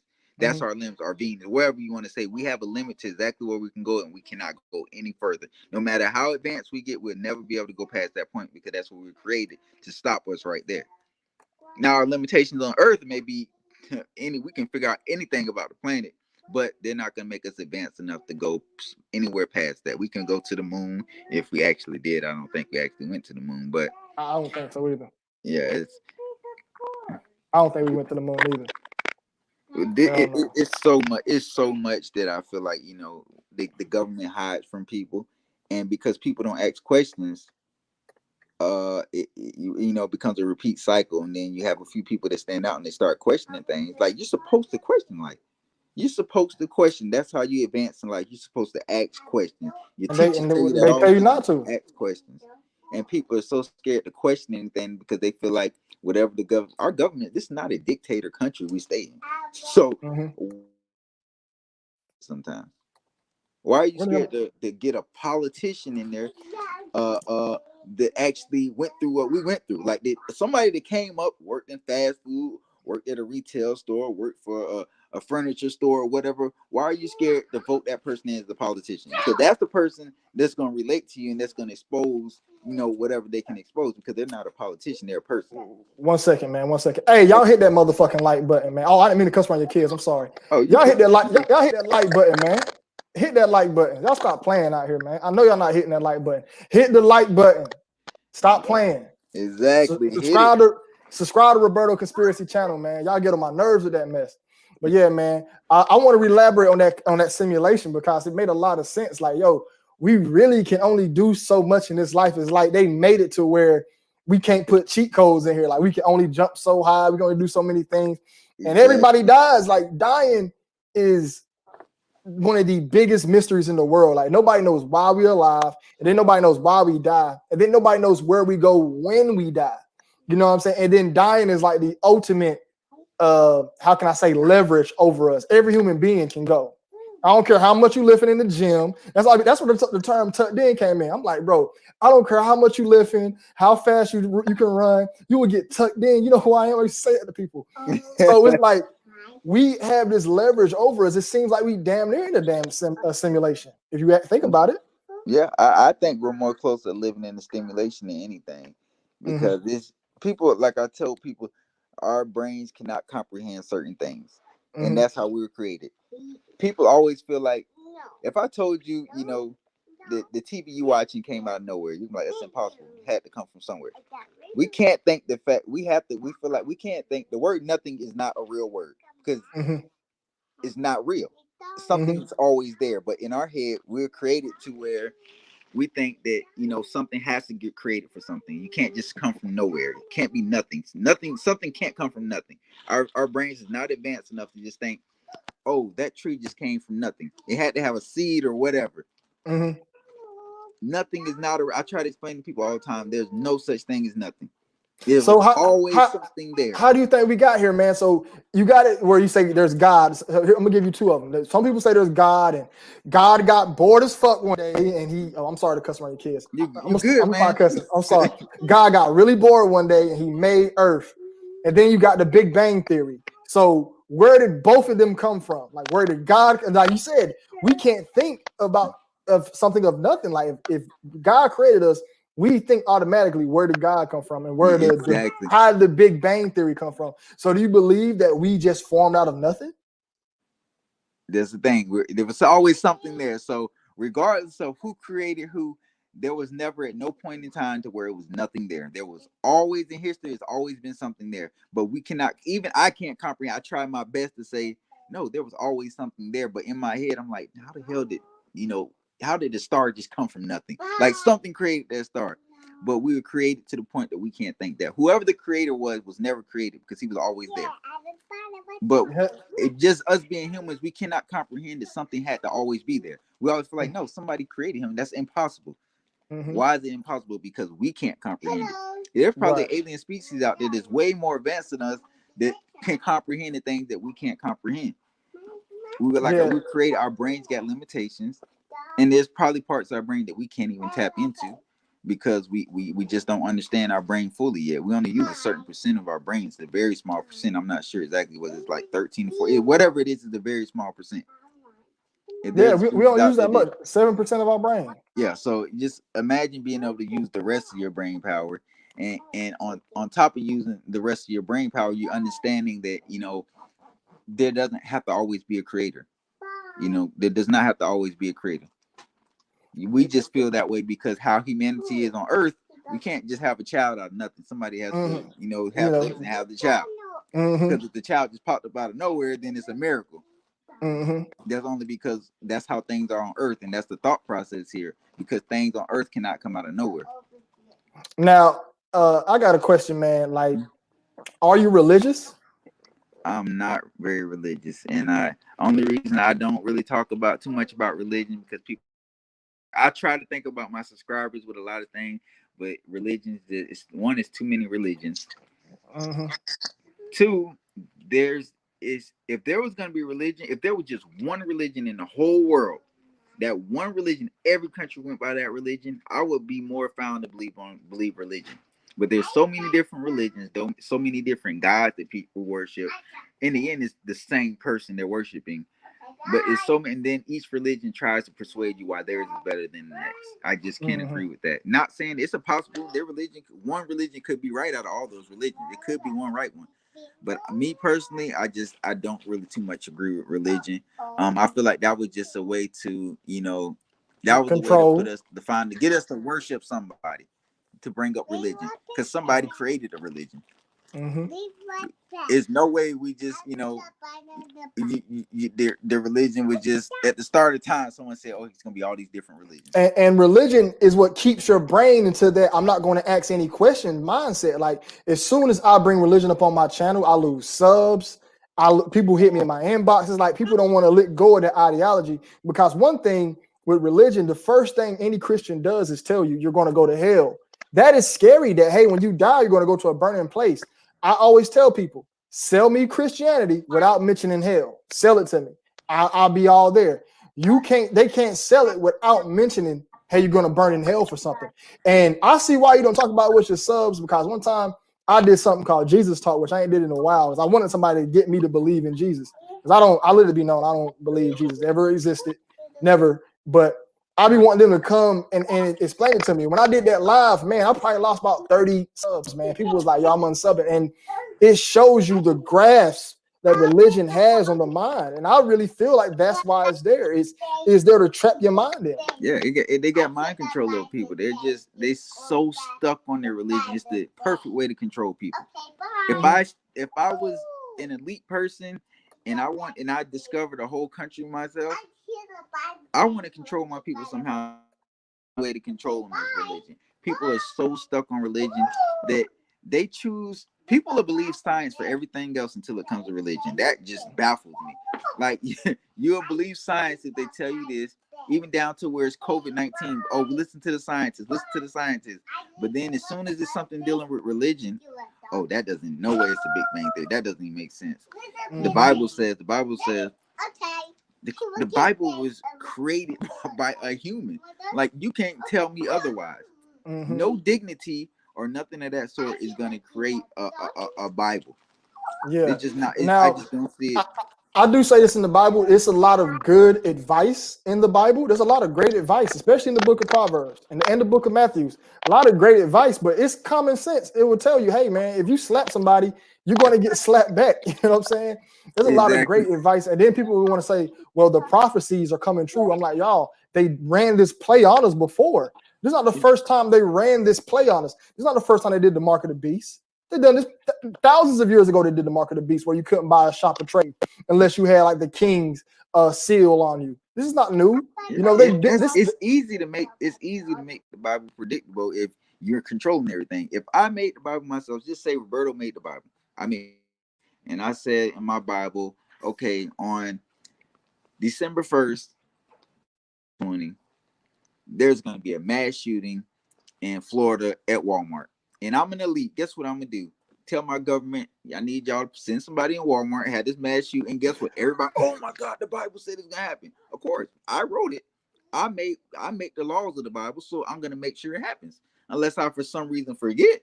But that's how much control they have over people, because people believe anytime something comes true in the Bible, that was the Bible predicting the future. But they got to think, this Bible was wrote by somebody that was powerful, and that power continued on through generations and generations, and they make sure to control the people that everything in that Bible happens as planned. And I'm pretty sure there's probably things in the Bible that hasn't came true yet. It's supposed to, but nobody will mention that. You'll never hear about that. But the Bible said this is supposed to happen. It never happened. And then when it happens 2,000 years later, oh, there it goes. Yeah. Okay, what's the odds of that happening? I can go point at a random basketball player and be like, oh, he's gonna win a title, and then he wins it the last year of his career. Oh, look, I told you guys. Y'all gonna be looking at me like it took him 20 years. Okay, it's not gonna be no big, and that's how they look at the Bible. And I don't knock nobody's religion. If you believe religion, that's your That's on opinion. you. Yeah, that's cool, man. That's you. Like I said, Mother Nature can be God. That can be any. Your God is whatever you feel like your creator is. Not what a I actually religion started says. my own religion, Dwayneism. You know, Dwayneism. You know what I'm saying? The path of Dwayne, man. You know, I'm coming up with a whole little doctrine of how to live like me, how to have this process. And the basis of the whole religion is when you come to the Dwayneism, you're gonna study all the religions and you're gonna come up with your own conclusion. After you study all the religions, come up with your own conclusion.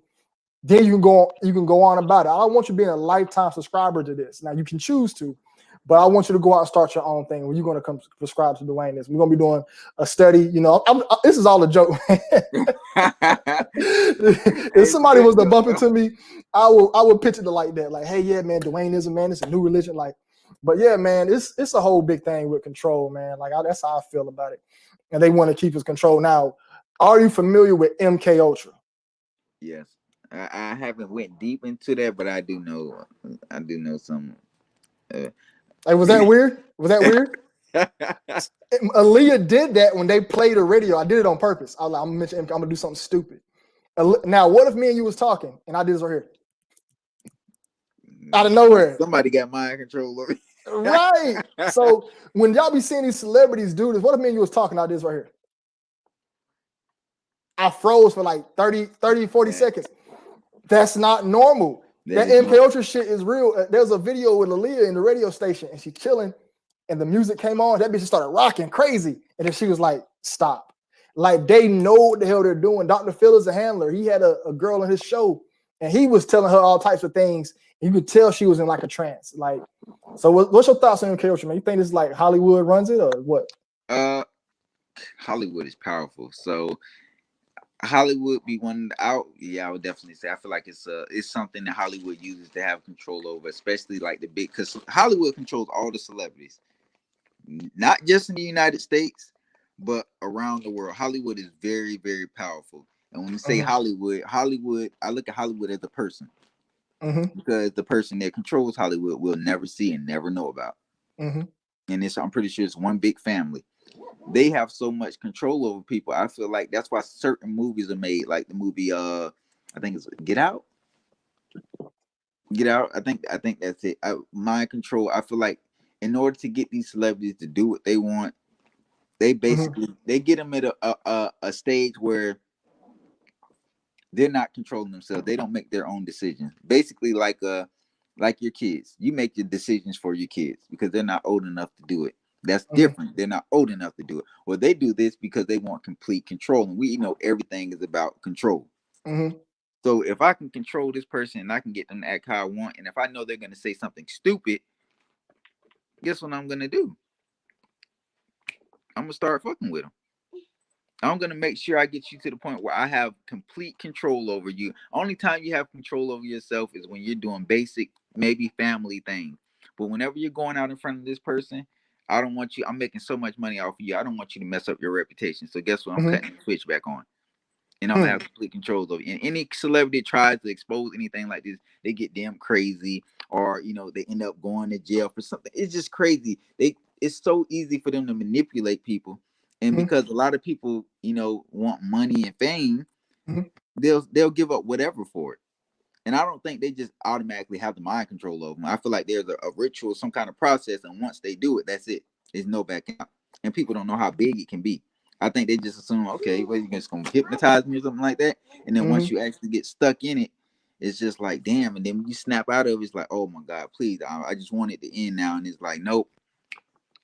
Back to what you know. I feel like Kanye West. I feel like he's the ultimate. I feel like Kanye West, he doesn't have a brain of his own. I feel like sometimes when he snaps into his senses and he's trying to expose everything, and it just back a split second later, he's back to being under their control. And then sometimes you hear him talking about running for president, and the next thing you know, you don't hear nothing about it. Yeah, they be doing Kanye dirty, man. And I was just as soon as you mentioned him, I was about to ask you. I'm like, what you think about Kanye? And I feel like they got him up under the most MK Ultra. Like he'll come out and speak about some stuff, and then he always got to go to the doctor. He always got him up on the medication. Yeah. You know, I really think they do a whole lot of stuff like that with him. Like with the MK Ultra. I do too. I keep telling people, no one wants to believe me, but I'm telling y'all, the Kardashian family is going to be one of the most powerful families within the next 10, 15 years. You said this they're going to be when? one of the most powerful. People don't want to believe because they're a reality show family, they're this and they're that. They don't realize how many moves this family is actually making. Like, slowly but surely, they'll all become billionaires. Mm-hmm. And then once they become billionaires, they're going to start buying everything. Who that? Fake Lips? She's a billionaire. Kylie Jenner. They took her off of it because they said something. So now her net worth is like 700 million, which is still ridiculous. Still a lot. That's still ridiculous. Yeah, still a lot. For somebody that's fake. That's a dude, man. Kylie Jenner a dude, man. That's a little boy, man. I could believe it. Like seriously, that family is so manipulative too. They take advantage of people, and that's how they keep growing themselves. Because the majority of the people they take advantage of are black. Mm-hmm. They are there in the industry to continue to down black people. They're gonna, and I don't mean to offend no white people in the comment section. It's nothing against y'all, but that family is used to drag black people down. Yeah. They're gonna continue to do it. They got so much mind control over these people too. It's ridiculous. And now that their families got such a big name for themselves, a lot of these celebrities will die to get with any of them. That's why you see them going through dudes left and right. And then they're going to milk them for their money. They're going to make sure they have no generational wealth for their kids or whatever. Eventually, Kanye West, something's going to happen to Kanye West. Kim Kardashian's going to get all this stuff. Everything's going to go to her. And then everybody's going to be looking like, oh, shit, this happened to Kanye. Kanye's gone. Who does all this stuff go to? It goes to her. So no generational wealth because all the money's going to her. So even if he has, a little brother, sisters, or whatever, they're not getting anything. His kids, yeah. But his kids, we know, are mixed. Mm-hmm. They're not going to grow up living like black people. They never grew up in the ghetto. They never they never struggled. And that's the thing with a lot of black celebrities too, because they come from a struggle. So when they get money, they don't know how to manage the money. And when they're trying to manage the money, they get all these accountants and stuff. These accountants they're not gonna help you really manage your money. They'll help you for the time being, but once they're ready for you to start blowing all your money and going broke, that's what's gonna happen. They're gonna rob you, and you're not gonna be able to do nothing because you done signed the contract with them, and them taking your money or taking $5 million or your $7 million you got in your account, and then you gotta pay taxes and all this. They end up broke on the side of the road, washed up. They can't get a job. The record's not selling anymore. It happens so much with black celebrities because black people aren't used to having money. There's one thing we're not used to having it. When we get our income taxes, that shit is gone in a week. Guess what? Mine was gone in 2 days. Exactly, because we're not used to having money. When we get something that's like brand new to us, and then you want to get the things you never had, you're like, dang, I can't just all throughout the year go buy this or buy that. It's hard for us to do. So, I mean, there's nothing wrong with that. But when you get so much, sometimes drugs become a problem. It's crazy how the world is set up against black people. That's why when a black person becomes successful, that success was really hard earned. It wasn't like, Trump dad, you gave him a small loan of $2 million. Hey, he say that shit like it's no. My dad gave me a small loan of $5 million. Yeah, like that's $5 million. How is that small? It's small to somebody that's rich. My dad probably never seen $5 million or $2 million. Like, come on. I think my dad gave me $100 last year for my birthday. That's the most money he ever gave me. $100. Yeah, my dad gave me a lot of money before. So do your parents support your conspiracy stuff? My mom doesn't even know I do it. My dad, he does, but my dad's old. He's like 67, so it's just like he like, oh. Now my dad watch it, but he's so paranoid. I told him I was going to a haunted house the other day, and he was like, "Yo, you're gonna get tucked in if you go out there," because he watches my channel a lot. He says tucked in, them boys, everything. My mom don't watch it because my mom like being asleep, man. She don't want to learn about none of the stuff I got to teach. I mean, one day I started speaking on how Obama didn't do anything for black people. Man, you talking about somebody who called me a coon? But yeah. So my family, I get a little bit of support. Now, how about you say you married, right? So your wife supports you through this? Oh yeah, she supports me. At first, she thought it was a little funny. She like doing conspiracy videos, and then once my channel started blowing up, she like, "Oh shit!" Mm-hmm. It's You can really, do a lot with a platform, man. You can do a and lot with a even platform. her mom even watches my video. She loved my video. Yeah, I noticed, man. You ain't as ratchet as I am on your channel, man. Yeah, because only reason I'm not good at one point I wanted to get super monetized. I want to get monetized, but then I just like fuck getting monetized. Yeah. It ain't gonna happen. But I just tend to. I think because I'm a store manager and I have to always at work. I always have to play this character. That's how I know politicians are corrupt. Because even being a store manager, I have to be a politician sometimes. Yeah, I have you to do. tell people to do things the proper way when I know in my head, just take the fucking shortcut. Yeah. I hate it, but you have to be fake. And that's how I know if I have to do it at just being a GM, a store manager, I can only imagine. Once you leave out of the store, it becomes politics. And I tell people that all the time. I like, listen, my boss is gonna come in here. I may see my boss once a month, district manager. She's gonna come in here and she's gonna play politics. She's gonna tell you to do things that she won't even do herself. But that's just how the game goes. That's how everything is in life. It comes down to politics. They make you somebody that you that you don't want to be. Facts. And the only reason I don't cuss a lot because at work it's being a gym. I can't cuss. It's a habit. It's a habit. Yeah, it become a habit. So now I just don't cuss. Like now when I'm just hanging out with my friend, I still don't cuss a lot then, but I used to cuss a lot before I became a GM. Yeah, my subscribers complain about my cursing habit. I curse a lot. But y'all got people to understand. I was in the military, man. In the army, we don't talk without cuss words. Like, only time we're not cursing is when the commander's around. But as soon as the commander leaves, sometimes we cuss with the commander. Like in the army, that's how we talk, And then where I used to work at a warehouse. There's nothing but men there. When men get around each other, there is no, hey, excuse me, sir. It's, hey, get the fuck out the way. That's how we talk. So that's what my lifestyle been. So, but I try to clean it up for him every once in a while. I try to clean it up for him, man. You know what I'm saying? But yeah, man, it's getting late. Let's go and start running this down, man. Anything you want to touch on before we head out? Let me look in the comments, see if is there anything they want to ask. Let me see. Y'all got any questions? Y'all ask them anything you want to ask, man, before we head out. Anything. I done gave y'all 2.5 hours. Y'all hit that cash app. Dwayne McClain TV. Send that boy some money. Come on now, he's giving y'all these beautiful interviews. Hey man, I'm gonna have you on the show again because next time, man. When we do it, I want to make sure we good. Because say you had a 2-hour episode, but the whole first hour was something else. So I'm gonna try to see if I can chop the video up, or I'm gonna put a time stamp when the actual interview starts. When I upload this one, I'm gonna go in the comment section and pin a comment when you actually come on the screen and talk. But I'm gonna have you on the show again, man. You know what I'm saying? We need to start a show called Dwayne Files or Roberto McClain TV, something like that. You know what I'm saying? We can, man, for real. Like, and it seems like people are really entertained. I mean, they're learning a lot too because one, me and you both research a lot of our things, and then a lot of things we let people know. Hey, this is a conspiracy. This is something I cannot prove, but it's a possibility. People have to understand this because a lot of people are just. I've seen people out there to put out just bullshit, and I'm like, come on now, at least give the people something that believe. That takes credibility away from us, even though we not like them. Like people want to know, do you smoke, man? Yeah, I smoke. I smoke occasionally. I'm not a big smoker, I can tell you that now. But because I don't eat that much, I don't really have much of an appetite. I'll smoke to eat. I smoked on my YouTube a few times, but I may in a month I'll probably smoke maybe 4 or 5 times. Okay, that's not bad. Somebody else asks, who's the next big rapper that's going to get sacrificed? Next big rapper?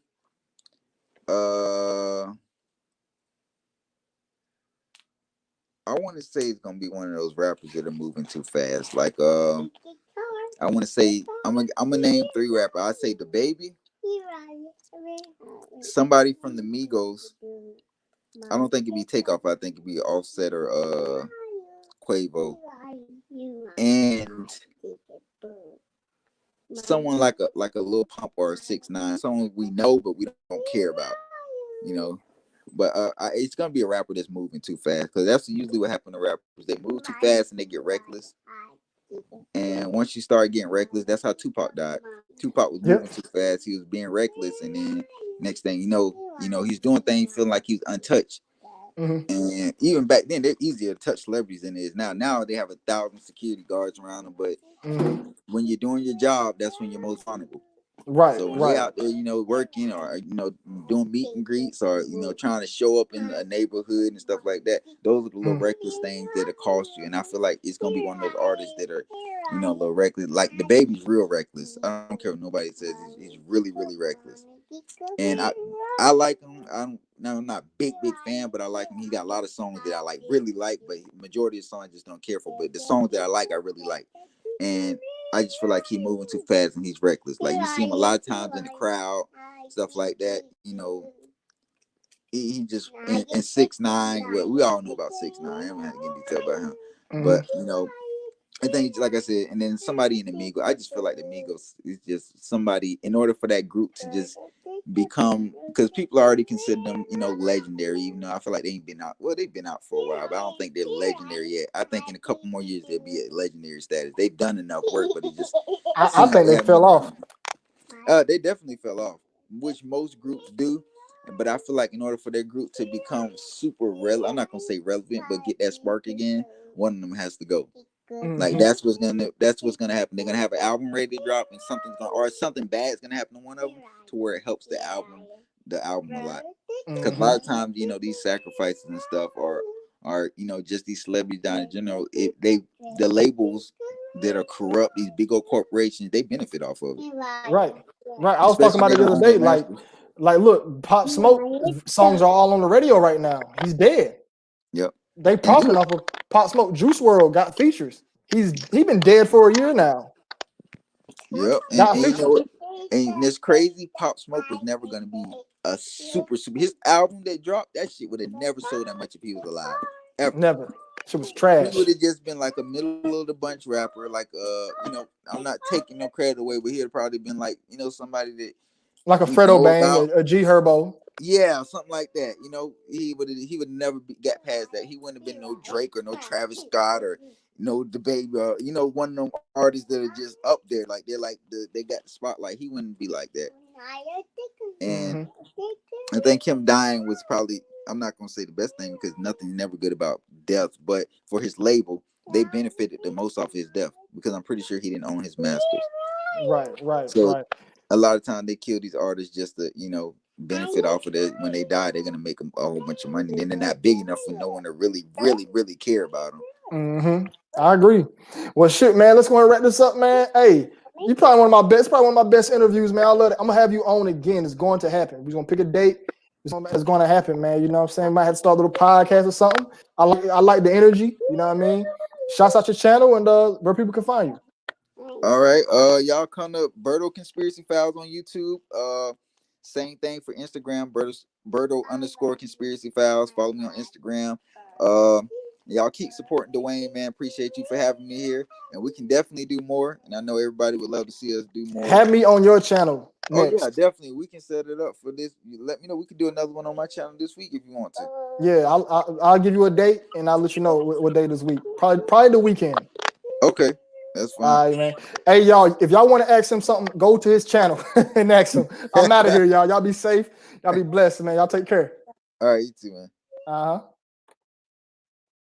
Y'all want me here all night. Shit, I gotta take a shit.